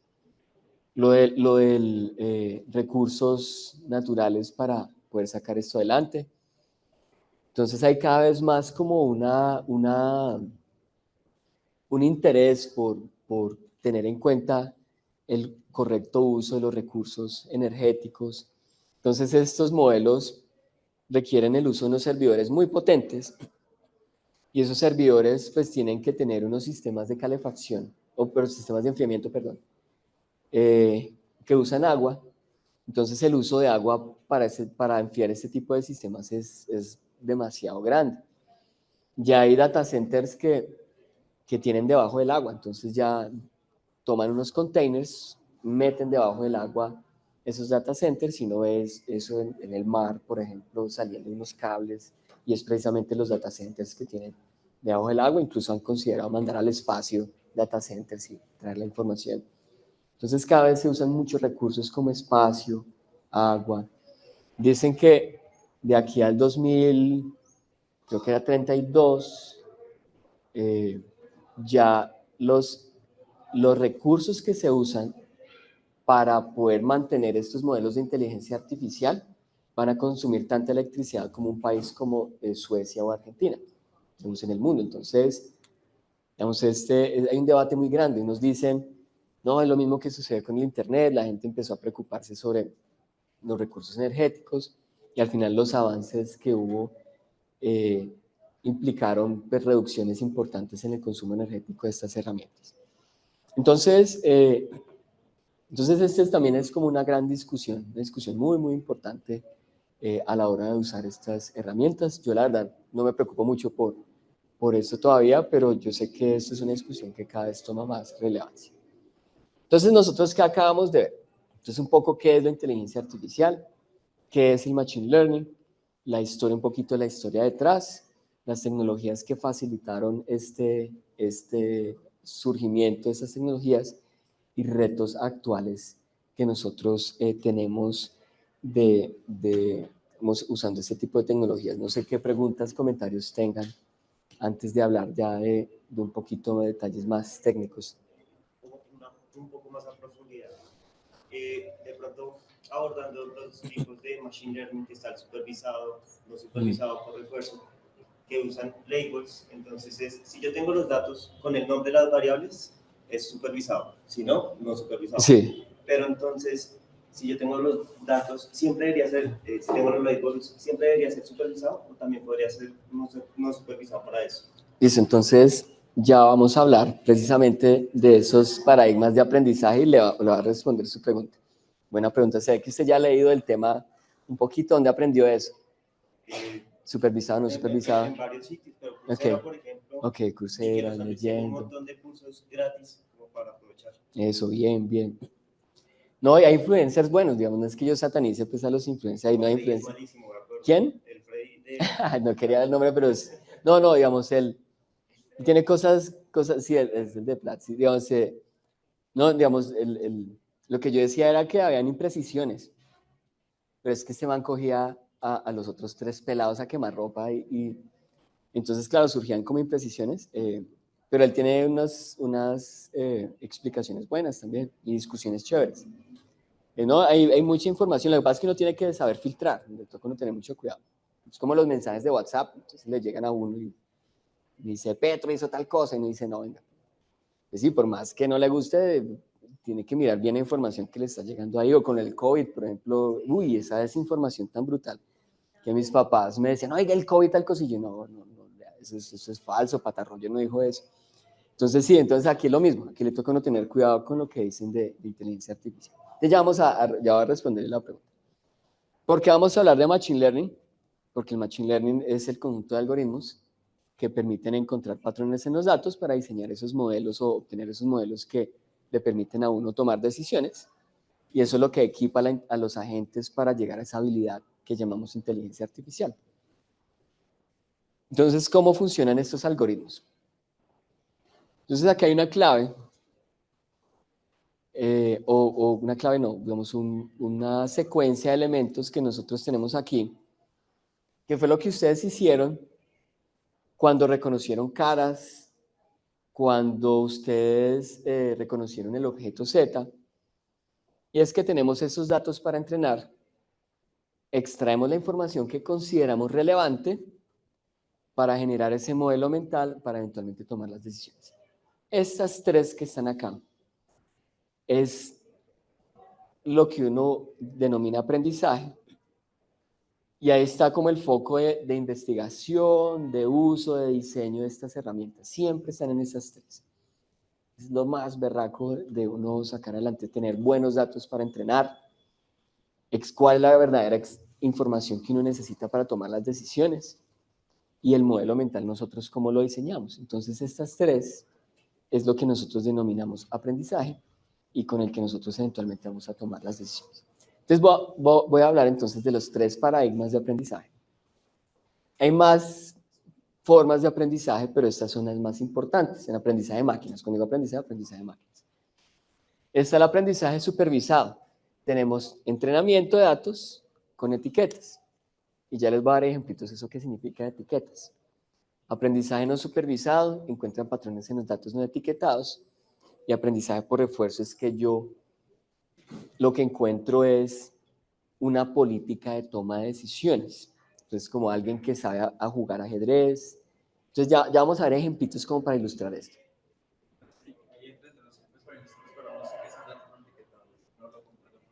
¿Cómo? ¿A qué se refiere con datos no etiquetados? Entonces ya voy para allá, y esa es la pregunta también de él. Ya voy a hablar de a qué nos referimos con esas etiquetas.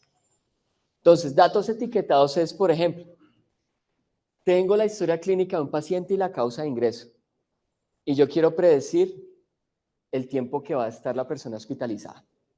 ¿Listo? Y esto no es nuevo, esto ya lleva años y hay modelos muy precisos. Entonces, los datos que son la historia clínica, la causa de ingreso, la etiqueta, ¿cuál es? El tiempo de estancia. Entonces, es un número. Entonces, tengo lo voy a transformar de alguna manera que yo intento predecir esto. Entonces, este está asociado a este punto. Esta historia clínica con esta causa de ingreso genera este otro tiempo de estancia en el hospital. Esta otra historia clínica con esta otra causa de ingreso me generó esta. O esta historia clínica con la misma causa de ingreso ahora me generó este otro. Entonces, son datos con etiquetas. Entonces, anormalidades. Entonces, maligno, benigno. Entonces, 1, 2, 3, tipo 1, tipo 2, tipo 3. Entonces, tenemos una radiografía, que es mi dato de entrada, y tenemos entonces la categoría 1, 2, 3, maligno, no maligno, benigno, maléfico, dijeron por ahí alguna vez.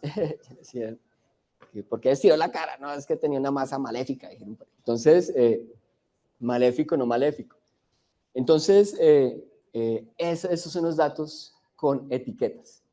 ¿Sí es claro? Si de pronto, entonces a lo que me refiero con etiquetas, usted lo acompaña. Entonces, mi objetivo con mi modelo de Machine Learning o de inteligencia artificial es que yo ya tengo unos datos nuevos de entrada, una nueva historia clínica con una causa de ingreso, y yo quiero predecir el tiempo de estancia que esa persona va a estar en el hospital.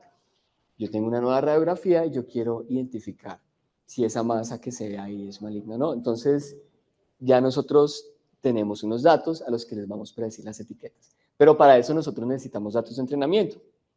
Es decir, necesitamos datos en los que yo les muestro, venga, es que para este dato la etiqueta es esta, para este otro dato la etiqueta es esta, para que la máquina empiece a encontrar el patrón en los datos. ¿Sí es claro eso? En aprendizaje no supervisado, sencillamente tenemos datos.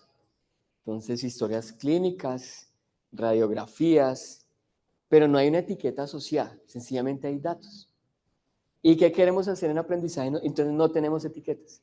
Entonces no hay nada que esté asociado a eso. En el momento en que lo asociamos a algo, ya deja de ser no supervisado y lo volvemos supervisado. Bueno, aunque hay unas excepciones, ya les digo cuáles. Entonces, digamos, yo quiero descubrir cosas en los datos. Entonces tengo un montón de historias clínicas. O en un banco tenemos un montón de historial crediticio. Entonces, de personas con diferente historial crediticio. Y nosotros queremos identificar patrones en esa información.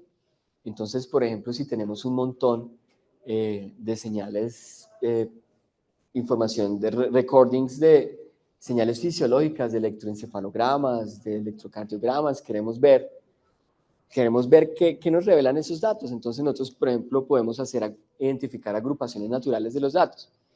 Entonces, tenemos muchas historias clínicas. Entonces, digamos, cada puntico es toda una historia clínica. Entonces resulta que hay unos punticos que se parecen, que están agrupaditos, y otros que están formando otros grupos. Entonces uno entra a descubrir cosas, bueno, porque esto está agrupado. Entonces uno dice, resulta que es que estos en historia crediticia, esos son los malapagas. Entonces, precisos son los que identificó. Entonces, en aprendizaje no supervisado, nosotros intentamos descubrir cosas. Una profe que antes estaba en el departamento con la profe Natasha, que ya no está. Entonces tenían unos genes y teníamos ciertas expresiones. Entonces sacaron unas correlaciones y al final empezamos a ver ciertos patrones en ciertas conexiones y había una conexión espacial ahí importante. Entonces empezamos a descubrir cosas con aprendizaje no supervisado. Entonces agrupaciones naturales de ciertas expresiones. Entonces aquí lo que uno intenta hacer es intentar descubrir cosas porque no hay etiquetas. Vemos aquí es todo un arte y tiene que ser muy de la mano de los expertos este análisis, porque como uno no tiene etiquetas, uno no puede evaluar lo que es bueno y lo que es malo. Cuando uno tiene etiquetas, pues yo sé que la masa que yo sé que me la tenía que haber clasificado como maligna, me la clasificó como benigna y yo sé que se equivocó. Pero en aprendizaje no supervisado, uno dice, pues descubrió esto, pues mira a ver si le sirve lo que se descubrió o no. Entonces ya uno tiene que empezar como a mirar en ese proceso de cómo esta información de aprendizaje no supervisado le sirvió. ¿Sí es claro eso? Listo. En aprendizaje por refuerzo. En la gráfica anterior, ¿eso es un análisis por componentes principales? Entonces, por ejemplo, análisis por componentes principales es un análisis que cae dentro de la categoría de aprendizaje no supervisado, en el que uno hace varias cosas allí, pero una de las aplicaciones es que yo puedo tomar la información que está en múltiples dimensiones. Por ejemplo, una historia clínica puede tener muchas dimensiones. Entonces, edad, sexo, fuma, no fuma, y un montón de cosas. Yo tomo toda esa información multidimensional y la reduzco a menos dimensiones, por ejemplo, a 2 dimensiones. Entonces, yo sé que este puntico en realidad es una persona con un montón de características, pero yo la estoy graficando acá. ¿Y cuál es el objetivo de PCA? Es que yo tengo, digamos, cada puntico es una persona. Las personas que son cercanas en las muchas dimensiones, que en las pocas dimensiones también sean cercanas, y las que son lejanas, aquí sean lejanas. ¿Sí me va a entender? Entonces, PCA lo que nos ayuda es a que la información la reduzcamos de tal manera que ya tenemos una representación más compacta de lo que sucede en las muchas dimensiones. Entonces, fíjense que eso sucede de una manera no supervisada, porque nosotros no estamos proyectando, haciendo esa proyección, usando información de etiquetas. Ya cuando usamos etiquetas, ya se vuelven algoritmos de aprendizaje supervisado. Entonces, digamos, ¿y cómo funciona PCA? Digamos aquí, como ya que estamos hablando de eso. Entonces, si yo tengo este tarro, y digamos yo tengo una hojita aquí al otro lado, una hojita, digamos que tengo una hoja acá, y yo tengo una linterna, y yo voy a proyectar la luz de esa linterna a la hojita. Entonces yo, digamos, tengo este tarro, lo proyecto, y entonces yo voy a tener aquí la sombra, no sé si lo puedo hacer aquí, bueno, puedo proyectar la sombra del tarro, a ver aquí, bueno, es que aquí no se ve. Si yo proyecto la sombra del tarro, yo voy a generar una sombra que me va a capturar esto que está acá. Yo podría hacer algo así, y cuando lo proyecte, lo que va a suceder es que yo voy a ver una sombra que va a ser redondita, ¿cierto? Entonces, yo lo que estoy haciendo es que estoy mapeando la información de las 3 dimensiones Estoy mapeando la información de las 3 dimensiones a 2 dimensiones. Si yo le digo a usted cuál prefiere, ¿prefiere la proyección así o la proyección así? ¿Usted cuál preferiría? Pues en términos de cantidad de información que tiene el tarro. ¿La circular? ¿Usted prefiere así? ¿Por qué la circular? Si tiene menos datos y logra reducir las dimensiones y logra agruparse bien. Pero va a tener menos detalles del tarro. Sí. Yo quiero capturar la mayor cantidad de información, la información real. Entonces, ¿cuál es mejor, esta o esta? Pues digamos que las dos son igual de costosas de producir. Entonces, esta, ¿no es cierto? Entonces, es esta. Entonces, en PCA lo que hace uno es que uno busca precisamente proyectar donde tenga la mayor cantidad de información. Para hacer eso, nosotros nos basamos enteramente en la información como tal de los datos y no en las etiquetas. En cambio, por el otro lado, nosotros queremos capturar etiquetas, queremos predecir enfermo, no enfermo, maligno, no maligno, 1, 2, 3, gato, perro, caballo, ¿no es cierto? Entonces, eso es lo que queremos hacer. No sé si eso responde su pregunta. Antes de pasar, Sí. yo tengo una base de datos Sí. con datos de los estudiantes, variables sociodemográficas, las notas y todo eso. En supervisado quiero predecir la nota a final de este mes. Ese es supervisado, muy bien. ¿Vale la pena hacer no supervisado con esas variables? Claro. O sea, usted puede identificar grupos naturales de estudiantes. Entonces, por ejemplo, siempre en no supervisado hay un elemento bien importante que uno usa y es el concepto de distancia. En absolutamente todo, en PCA, en algoritmos de clustering, por ejemplo, los algoritmos de detección de anomalías, siempre está implícito el concepto de distancia. Siempre. Si usted le dice a alguien, por ejemplo, oiga, voy a usar PCA, yo sé que ese método tiene que tener algo de distancia ahí metido. Clustering, por ejemplo, en algoritmo se llama K-means, busca como unas cositas, unos prototipos. Entonces, distancias. Entonces, siempre detección de anomalías, distancia. ¿Por qué el concepto de distancia es importante? Porque usted siempre intenta comparar un dato con respecto a otro. Como no tengo etiquetas, yo al final necesito descubrir información a partir de los datos. Y esa información está basada usualmente en el concepto de distancia, de cercanía. ¿Qué tan parecido es este dato a este otro? Entonces, empecé a cuando yo proyecto, pues yo al final lo que intento es maximizar una proyección que maximice la varianza de los datos, o sea, que capture la mayor variabilidad. Lo que ustedes decían, nosotros preferimos la proyección del tarro así, porque vamos a tener los datos que van a estar más separados entre ellos. Entonces, cuando yo hablo de separados, pues distancia. Agrupamientos, distancia. O sea, siempre, porque yo como identifico un grupo de otro, porque yo sé que hay unos que tienen distancias más pequeñitas que con respecto a otros grupos. Entonces, en estudiantes uno podría intentar identificar agrupaciones naturales de los estudiantes. Entonces, que, por ejemplo, perfiles que sean similares. Y si, por ejemplo, la información es algún tipo de, ¿qué fue que me dijo? ¿Notas? ¿Qué más? o sea, variables sociodemográficas. Variables sociodemográficas. Se puede empezar a identificar grupos. Entonces, oiga, sí, entonces uno identifica grupos y dice, oiga, estas personas tienen un perfil parecido, de acuerdo a alguna medida de distancia, y el Machine Learning le identificó los 100,000 estudiantes que hay por ahí metidos, de todos los que han pasado por unidades. Entonces usted ve y dice, este grupito, o sea, ¿por qué me identificó este grupito? Y este grupito lo veo súper marcado. Es que son los grupos de los estudiantes que tienen este perfil con estas notas.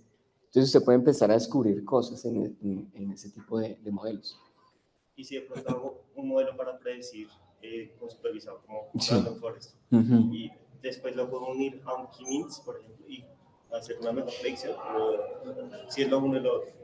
Digamos, lo que uno podría hacer es que uno identifica agrupaciones naturales y uno dice, pues yo ya tengo estos 3 grupos, entonces yo ya puedo asignarle etiquetas a esos grupos. Entonces, este es el grupo 1, grupo 2, grupo 3, y después yo entreno un modelo, por ejemplo, para identificar grupos. Por ejemplo, ese puede ser. O la otra es que usted, por ejemplo, se me ocurre es que usted identifique agrupaciones naturales y entre esas agrupaciones naturales usted le ponga etiquetas que usted ya conoce, como las notas. Entonces, a este grupito que todos se parecen, yo quiero intentar predecir las notas de este grupo. Entonces, fíjense que son 2 procesos, uno de descubrimiento y otro de usted ya sabe lo que debería salir y necesita un modelo que siga ese patrón. No sé si eso responde de alguna manera a su pregunta. Bien, bien. ¿Alguna otra pregunta? Listo. Aprendizaje por refuerzo es cuando ya nosotros queremos encontrar una política de toma de decisiones. Quiero que un robot aprenda a caminar. Quiero que un jugador artificial aprenda a jugar muy bien ajedrez. Quiero que un tomador de decisiones aprenda a tomar muy bien las decisiones. Entonces, ¿cómo? Eso es más difícil. Ese es un problema bien difícil. Es el de aprendizaje por refuerzo. ¿Y por qué se llama aprendizaje por refuerzo? Porque al final uno tiene una función que se llama de recompensa. Entonces tiene un agente metido en un ambiente con mucha incertidumbre. Ese agente recibe una información del estado propio y del ambiente y toma unas acciones. Y hay una función de recompensa que indica qué tan bien hizo su tarea o no la hizo. Entonces, basado en esa función de recompensa, uno le dice, oiga, ¿qué tal? La gente le dice, oiga, ¿qué tal hice las cosas? Entonces la función de recompensa le dice, no lo hizo tan bien. Entonces intenta otras cosas hasta que ya el objetivo es empezar a aumentar su función de recompensa. De nosotros... Pero la recompensa para ellos está categorizada, bueno, está delimitada por el nivel de satisfacción que nosotros le manifestamos. Pues nosotros como programadores definimos la función de recompensa. Entonces, por ejemplo, nosotros en este momento estamos modelando algo que se llama los dilemas sociales. Entonces, por ejemplo, hay un dilema social muy conocido que se llama la tragedia de los comunes.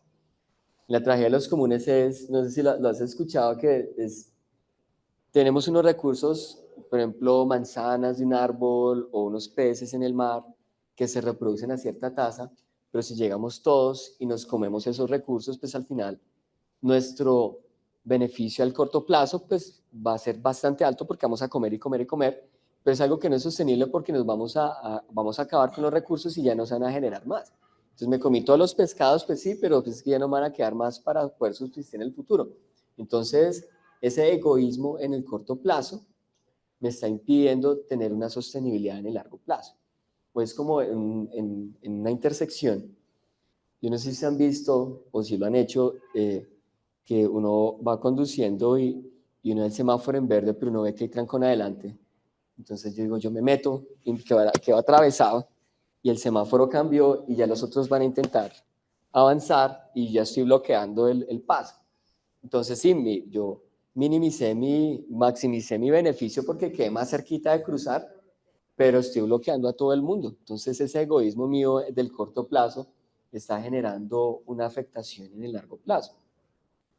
Entonces es una teoría bien bonita y que está conectado mucho con el concepto de ciudades inteligentes, porque dice, bueno, yo por más cámaras y cosas que yo haga, si no tengo gente inteligente, pues entre comillas, cuando digo inteligente no me refiero a educación, sino a esa capacidad de buscar el bienestar común. Entonces, bueno, mi punto con esto es que estamos analizando eso, pero en las máquinas, es cómo llegan a cooperar. Y vemos que bajo ciertas condiciones, ellos de alguna manera empiezan a generar políticas de toma de decisión en la que dice, yo me voy a comer las manzanas del arbolito, pero siempre voy a bajar algunas para que se puedan seguir reproduciendo. O sea, ellos mismos empiezan como a aprender. Y la función de recompensa es una función que está basada en la recompensa que ellos reciben en el corto y mediano plazo de consumir esas manzanitas. Entonces, nosotros como programadores le dijimos, su recompensa es las unidades que usted obtenga por comer manzanas, pero cuando la gente se da cuenta que en el largo plazo si se come todas las manzanas, ya no van a haber recursos, entonces él empieza a encontrar esa política de toma de decisiones para dejar las manzanitas. Entonces uno mismo es el que define la recompensa. Otros dicen, no, es que la recompensa no solo debe ser algo de su propio consumo, sino lo que está sucediendo con los demás. Entonces uno en la función de recompensa evalúa, por ejemplo, temas de equidad. Entonces que no solo que yo coma mucho, sino que todos comamos igual.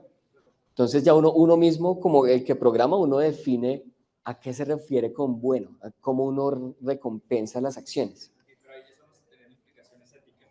Sí, claro, uno define. El programador se está poniendo a la experiencia.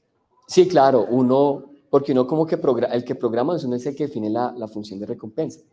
Entonces, sí, es uno el que direcciona hacia dónde quiere que la máquina vaya. Entonces, si mi objetivo es algo más de terrorismo, pues entonces yo le defino una reward function, una función de recompensa que sea así, como que, así tuvimos hace poco una egresada, trabaja en una empresa que se llama Lockheed Martin. Yo no sé, de pronto ustedes la han escuchado, Lockheed Martin. Ellos construyen aviones de guerra, helicópteros. Entonces ella está haciendo Machine Learning y ella nos hablaba, por ejemplo, la función de costo, el problema de optimización, la que yo quiero minimizar, la que quiero maximizar, la función objetivo que quiero maximizar, son los kills. Entonces, yo maximizo los kills con tal cosa y yo hago una predicción del misil, tal. Entonces uno dice, bueno, pues es duro, pero bueno, y gracias por contarnos su experiencia, pero digamos ya, para ellos es la función de recompensa, pero ya uno dice, sí, entonces, sí, no, entonces, ya la era defensa, vamos a defendernos.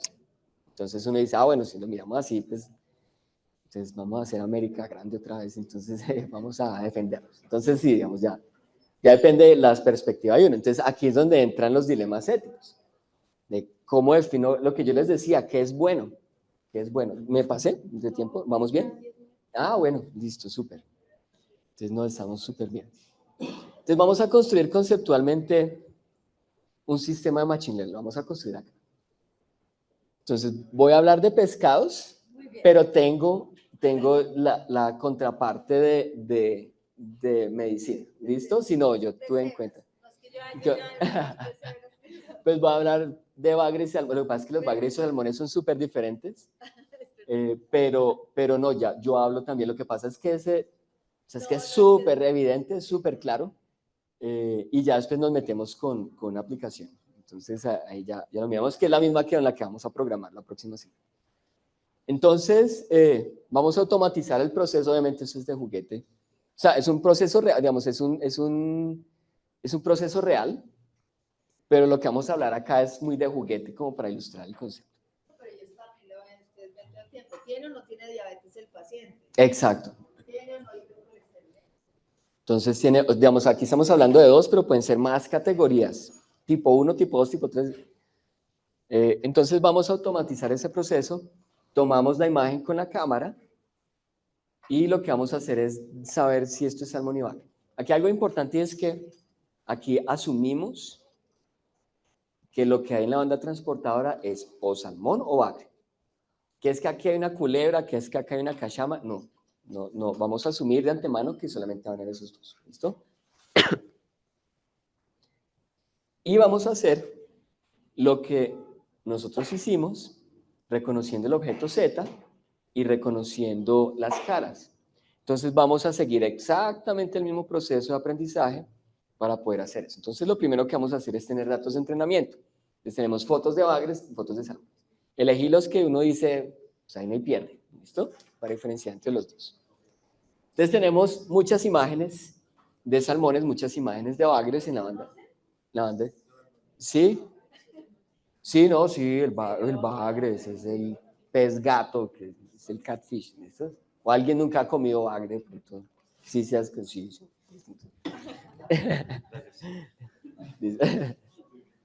Listo, el salmoncito también. Bueno, entonces, si yo les pregunto a ustedes, entre esta información que está acá, o qué información ustedes creen que puede ser relevante para diferenciar los dos.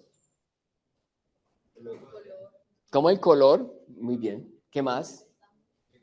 El tamaño, la presencia de bigotes también. La forma, también la forma. Entonces, voy a volver. Entonces, primero tenemos datos para entrenar, que serían fotos de salmones y bagres con sus respectivas etiquetas. Entonces, esta foto es de un salmón, ya la sabemos. Eso, y usted me la tiene que predecir como salmón. Y esta es una foto de un bagre y me la tiene que predecir como bagre. Extraemos la información relevante, que esta etapa es crucial en un modelo de machine learning. Entonces, ¿cuál hipotetizamos que es la información que puede usar la máquina, que es útil y que nosotros como humanos expertos vamos a definir qué nos sirve. Entonces vamos a decir qué es el color y el tamaño. ¿Listo? Lo de los bigotes también, la forma, pero por facilidad, como el ejemplito. Pero ustedes tienen razón. Textura también uno puede mirar. Listo. Porque los bagres no tienen escamas, por ejemplo, los salmones sí. Entonces uno puede... Vamos a trabajar esas dos. Entonces, ¿qué vamos a hacer? Vamos a tomar muchas imágenes de bagres y salmones y digamos que tenemos ya un método que eso existe, es realmente muy fácil de hacerlo, donde yo calculo el tamaño y calculo de alguna manera, cuantifico el color, en donde más alto el numerito, más rojito es, entre más bajo, más grisecito. Y lo que vamos a hacer entonces es pasar de esa imagen, digamos de 512 píxeles por 512. Tiene 3 canales porque las imágenes tienen 3 canales RGB, que cuando los combinan nos generan estos colorcitos que estamos viendo todos acá. Entonces es una cantidad brutal de información, detallitos. Pero yo digo, yo no necesito tanto detalle. Yo no necesito contar las escamas ni la redondito del lobo, no. Y extraemos el color, el tamaño, y resulta que los salmones me dan tamaños que tienden a ser más pequeños que los bagres. Los bagres tienden a tener tamaños más altos, pero los salmones tienden a tener intensidades de color más altas, mientras que los bagres tienen intensidades de color más bajas. Entonces, fíjense que hay un patrón clarísimo. Y yo lo que quiero es que la máquina agarre ese patrón. Entonces, si ustedes ven, el patrón está ahí. ¿Esta muestra qué es? Es un bagre que tiende a ser un poquito rojito y que no es tan grande. Y ese es un salmón que tiende a ser grisáceo y que es un poquito más grande. ¿Listo? Entonces, pero aquí tenemos un salmón que es bien rojo y chiquito, tenemos un bagre que es bien gris y bien grande. Entonces, fíjense el patrón que uno empieza a ver. Eso es lo que yo quiero que haga la máquina. Eso es lo que hicimos nosotros identificando caras y el objeto Z. Entonces, si yo les muestro esta de acá, ¿ustedes qué dicen cuál es? Digamos, estos que están acá son los salmones y estos son los bagres. Esa muestra desconocida, ¿cuál es? ¿Salmón? ¿Por qué? ¿Por qué? Colorcito, ¿cómo así que colorcito? ¿Cómo? Porque se parece, sí, se parece más a los salmones. Tiene un patrón de salmón. Entonces, por ejemplo, hubiéramos tenido problemas con si yo hubiera puesto este aquí. De pronto aquí uno dice, oh, espera, ahí está, ahí. Entonces ahí, ¿cuál diagnóstico? ¿Será que eso es maligno o benigno? Diabetes, entonces no sé. Entonces aquí, pero en este caso sí es clarísimo el patrón. Entonces, un modelo de decisión, ¿cuál puede ser? Por ejemplo, defino alguna región, alguna distribución de probabilidad, por ejemplo, que me agarre la distribución de los salmones, otra distribución de probabilidad que agarre los bagres, y basado en esas dos distribuciones, pues yo cuando tengo el punto nuevo, yo la evalúo en estas dos y veo cuál es más probable a que pertenezca. Esa es. ¿Qué distribución? Cuando uno pinta distribución así redondita, ¿cuál podría ser potencialmente? Las redonditas, ¿ustedes no vieron las gaussianas multivariables? No, de pronto no. ¿No? Gaussianas, la campanita, las campanitas. Entonces yo puedo tener una campanita tridimensional aquí. Una campanita que me agarre las dos variables aleatorias. Vemos estas dos como variables aleatorias. Capturamos la distribución de los datos y yo evalúo en cuál de las dos tiene más sentido que se... Si usted pone el asterisco en la mitad, sí. También sería por distancias en cuanto a una gaussiana por desviaciones estándar. Digamos aquí, eso lo vamos a ver en la próxima clase. Aquí estas dos van a generar una frontera de decisión. La frontera de decisión es precisamente donde las dos distribuciones coinciden. Tienen exactamente la misma probabilidad o densidad de probabilidad. Entonces, digamos, en este caso, cuando los dos tienen la misma varianza, eso me genera una línea recta realmente.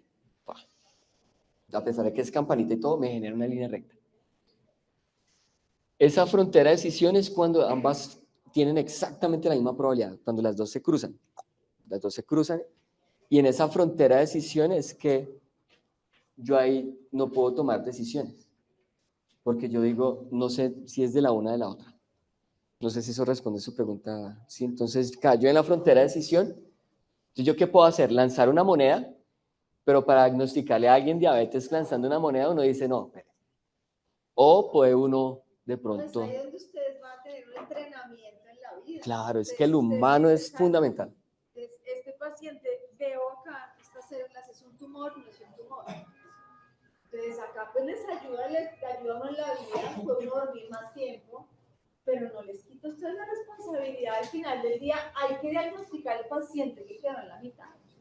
Entonces ahí sí van con historia clínica, antecedentes, otros parámetros, seguimiento, que eso no es, que eso no lo es. Exactamente, entonces ahorita sí. Porque ellos siempre preocupados que los va a reemplazar la... No, el humano, pues en este momento no, digamos, y en 20 años no creo tampoco. En 40 no sé, pero digamos, en el mediano y corto plazo, o sea, tiene que ser muy largo plazo para que uno diga, sale uno del humano, no, o sea, lo veo muy lejos en mi opinión. Entonces siempre tiene que ser el humano. Es más, no es solo la frontera de decisión, uno usualmente define márgenes. O sea, yo digo, sí, me cayó acá, se parece a un salmón, pero yo no confío en esta porque está todavía muy cerquita a los bagres. Entonces yo defino márgenes y yo digo, tiene que ser completa seguridad, en donde yo digo, tiene diabetes o tiene cáncer. Exacto. Entonces ahí es donde uno dice, no es suficiente. Entonces ahora imagínense, este es un problema que saqué del 95, más o menos por allá, que ya se empezaron a crear esas bases de datos de Machine Learning. La saqué porque es que los datos ya estaban listicos, estaba todo bonito. Entonces, este es el proceso de sacar información de esas masas mamarias y la idea es ya no clasificar bagre o salmón, sino alguna benignidad o malignidad en las masas. Entonces, la hipótesis es que si yo aíslo el núcleo de estas células y calculo de alguna manera el radio promedio es que yo a las células le calculo, tomo estos radios que están acá, genero estos radios, o sea, tomo el centro y genero estos radios y promedio para todo lo que se ve en la imagen, eso me da un indicador. Entonces, es un solo numerito de toda la imagen. Y algo que se llama la suavidad promedio, y es esa varianza, la variabilidad de estos radios. Entonces, entre más redondita, más parecidos van a ser estos radios, entre más deforme sea, estos radios van a variar más. Entonces voy a tener dos mediciones que yo hipotetizo que son descriptores importantes para poder clasificar entre maligno y benigno. ¿Listo? ¿Sí es claro? Entonces tenemos ya la herramienta que segmenta esto, saca esto. Esto lo saqué de un paper que ya hace años que ya lo hace. Entonces estos son dos descriptores que yo hipotetizo basado en mi experticia que me permiten a mí discriminar entre esas dos categorías. Lo mismo con el bagre y el salmón. Entonces en mi experticia comiendo bagre y salmón les digo el color de tamaño, entonces es importante. Y entonces aquí lo tomé de esta base de datos y eso lo grafiqué. Entonces yo cogí estas dos, en realidad habían 30, este tiene 30 descriptores de las imágenes. Cogí estos dos. Y yo sí quisiera que ustedes me intenten como interpretar o qué ven ustedes acá. Entonces tenemos que cada uno de estos puntos es una imagen completa de la que yo he sacado esos dos puntos. Los rojitos son los malignos y los azulitos, las X, son los benignos. Esto que me indica que aquí tengo un radio pequeño con una suavidad promedio. Yo busqué por todos lados bien las unidades, no puedo encontrar las unidades, pero asumamos que conocemos bien, están bien tomadas también las unidades. Y entonces, por ejemplo, este punto tiene una suavidad más bien pequeña, es decir, que es un poquito deforme, y tiene un radio más pequeño. Aquí tenemos los radios altos, suavidades más altas. ¿Ustedes qué pueden interpretar de esto? Es la mamografía que les llegó a ustedes o de la mamá de ustedes. Quizás, bueno, no solo lo comprendo bien de todo, pero quizás el mayor factor que diferencia es el radio. Ok. Porque pues podemos ver que hay muchas que en la misma suavidad. Pero que sí, claro que si el radio y la suavidad son bajos, no están tintes de benigno, y que si el radio y la suavidad son mayores, son tintes de maligno. Ok. Entonces, si por ejemplo usted le dicen, esta imagen me dio un radio de 15, más o menos, ¿usted qué diría? ¿Cuál es la suavidad? ¿Cómo? ¿Cuánto es la suavidad? Es 0.01. 0.1, perdón, 0.1. Yo creo que muchos sobrelapan Ujú. muchos outliners. Sí. Entonces, por ejemplo, vemos un par de azules que hay un azul que claramente tiene un radio muy grande, pero sigue siendo benigno. Como estos de acá. Igualmente, varios malignos Ujú. que tienen muy poco radio, que Exacto. están incluso en el azul. O sea, yo no sé si me atrevería a discriminar con esa herramienta. Ok, muy bien. ¿Listo? ¿Alguien más quiere decir algo? Ujú. Yo agregaría, digamos, a ese sistema otra variable, porque la diferenciaría en más detalle el cuerpo de reacción, por radio y suavidad. Ujú. Ok, Agregaría otra variable más. perfecto. Sí, digamos, en la práctica, el traslape, por dicho, si a mí un estudiante viene o alguien me dice, se separó perfectamente, yo digo, o me macheteó las cosas, o el problema es muy fácil de resolver. Entonces, el traslape siempre va a estar, pero usted tiene razón. Entonces, yo digo, es que el traslape es mucho. Yo necesito más información donde yo intento minimizar lo más posible. Entonces, más información. Más información, o podría meter más ruido, porque eso puede suceder, o basado en la experticia que ustedes tienen, dice, oiga, es que aquí hay otra variable que yo podía analizar en la que potencialmente vamos a hacer. En esta base de datos, aquí estamos mirando dos features, eso se llaman features. Aquí en esta tiene 30. Entonces, no solo es una más, sino que son un montón más, 28 más. Y cuando uno ve la capacidad del clasificador de trabajar con las 30, la capacidad aumenta de predicción un montón, no, que con respecto a estas dos nomás. Entonces, se tiene toda la razón. Si queremos algo más exacto y quizás grupos totalmente separados, sería utilizar variables con roles patognomónicos. Ok. Entonces, aquí es donde viene el humano a decir, necesitamos que la máquina analice esta información. Entonces, aquí es donde necesitamos el humano que empiece a decir, esa es la información que es relevante para poder tomar las decisiones. ¿Listo? Entonces, ¿qué otros problemas de clasificación? Ay, perdón que me pasé ya, y ya con esto cerramos.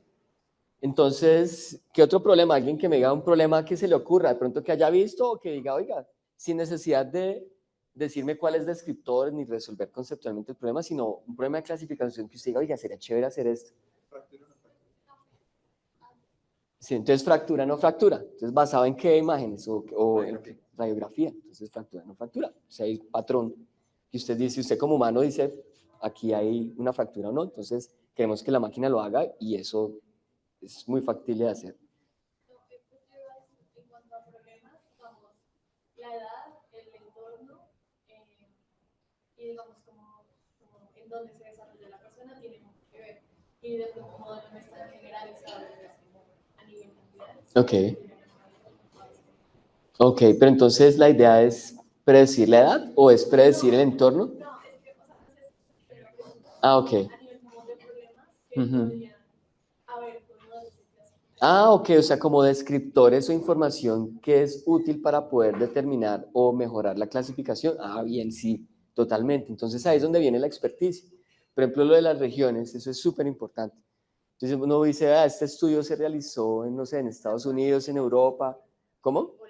La Guajira, entonces eso es completamente diferente a eso. Entonces uno dice, necesito datos porque los patrones cambian. Entonces sí, completamente de acuerdo. Entonces aquí es donde viene la experticia para uno definir ese proceso de aprendizaje, que es lo que siempre queremos hacer, y con eso ya cierro, es este proceso. Entonces, datos de entrenamiento, ¿de dónde saco los datos? Eso es bien importante. ¿De qué población? ¿Qué información extraigo? ¿Qué es lo que es relevante para resolver el problema y qué modelo genero? ¿Gaussiana o una regresión logística, una línea recta que me separe las dos? ¿Qué tan ético es entrenar las inteligencias artificiales con datos de personas, o sea, de personas y pacientes? No, pues que toca, sí. Entonces, si no, no podríamos. Entonces, es como que usted en sus clases, usted le tiene que mostrar casos. Y usted en algún momento tiene que entrenarse con pacientes reales. Entonces tiene que estar en la cirugía ahí oliendo la sangre y todo. O sea, usted tiene que estar ahí. Entonces sí, es lo mismo. Entonces tiene que a la máquina mostrarle cosas reales. Entonces estábamos hablando con un profe ya de ingeniería eléctrica donde quiere detectar fallas en sistemas eléctricos, a clasificarlas, identificar dónde ocurren. Y funcionó muy bien en simulado. Y yo le dije, bueno, y probemos con datos reales. No, es que no hay datos reales. Y yo, pues sí, chévere los simulados, le da una idea, pero necesitamos algo real. Entonces aquí es exactamente lo mismo. Y cierto que el llamado a ustedes, porque es que también nos traen una cantidad de algoritmos del norte global, muy bonitos y todo, pero lo que yo les decía, esto hay que probarlo con datos locales. Todo hay que probarlo con datos locales, por lo que ustedes han visto, datos que no se comportan como el libro, fisiopatologías propias de estos países, que muy bueno traer los algoritmos, ¿cierto? Pero ese cuentico de one size fits all, sobre todo en estos algoritmos, no es cierto, que es lo que ustedes nos enseñan. Entonces también el llamado a ustedes cuando tienen todo esto, porque a veces les venden unas cosas costosísimas para diagnóstico, pero la idea es que ustedes también como médicos, ojalá algunos de ustedes se entrenen en esto, para que puedan ser los que hagan una diferencia en nuestro propio contexto, y sería una gran diferencia. ¿Ustedes se imaginan las patologías, por ejemplo, de psiquiatría? ¿Ustedes creen que un paciente alucinando, ese sí alucinando, no alucinando o con patologías del contexto colombiano relacionadas con depresión, violencia, etcétera, no la va a dar un algoritmo que se desarrolló eso así? Exacto, y eso es también el llamado, ¿cierto?, para que ellos también entiendan esto en nuestro propio contexto. Por eso es tan importante traer una autoridad como Luis Felipe para que les enseñe y los estimule a ustedes para que a futuro sean parte de ese cambio. Listo, bien. Entonces, con esto cerramos esta primera parte. En la próxima clase, entonces, vamos a profundizar más en los métodos y vamos a programarlos. Vamos a correrlos, ver. Por ejemplo, vamos a diseñar un clasificador. ¿Qué aprende un clasificador de estos datos que tenemos acá? Algo súper sencillo. Vamos a ver el modelo que está detrás, que encuentra esa frontera de decisión que nos permite separar de lo maligno y lo benigno. Y vamos a empezar como a explorar temas de redes neuronales, métodos más sofisticados que vamos a ver que en realidad tampoco es cosa del otro mundo. ¿Listo? Bueno, muchísimas gracias.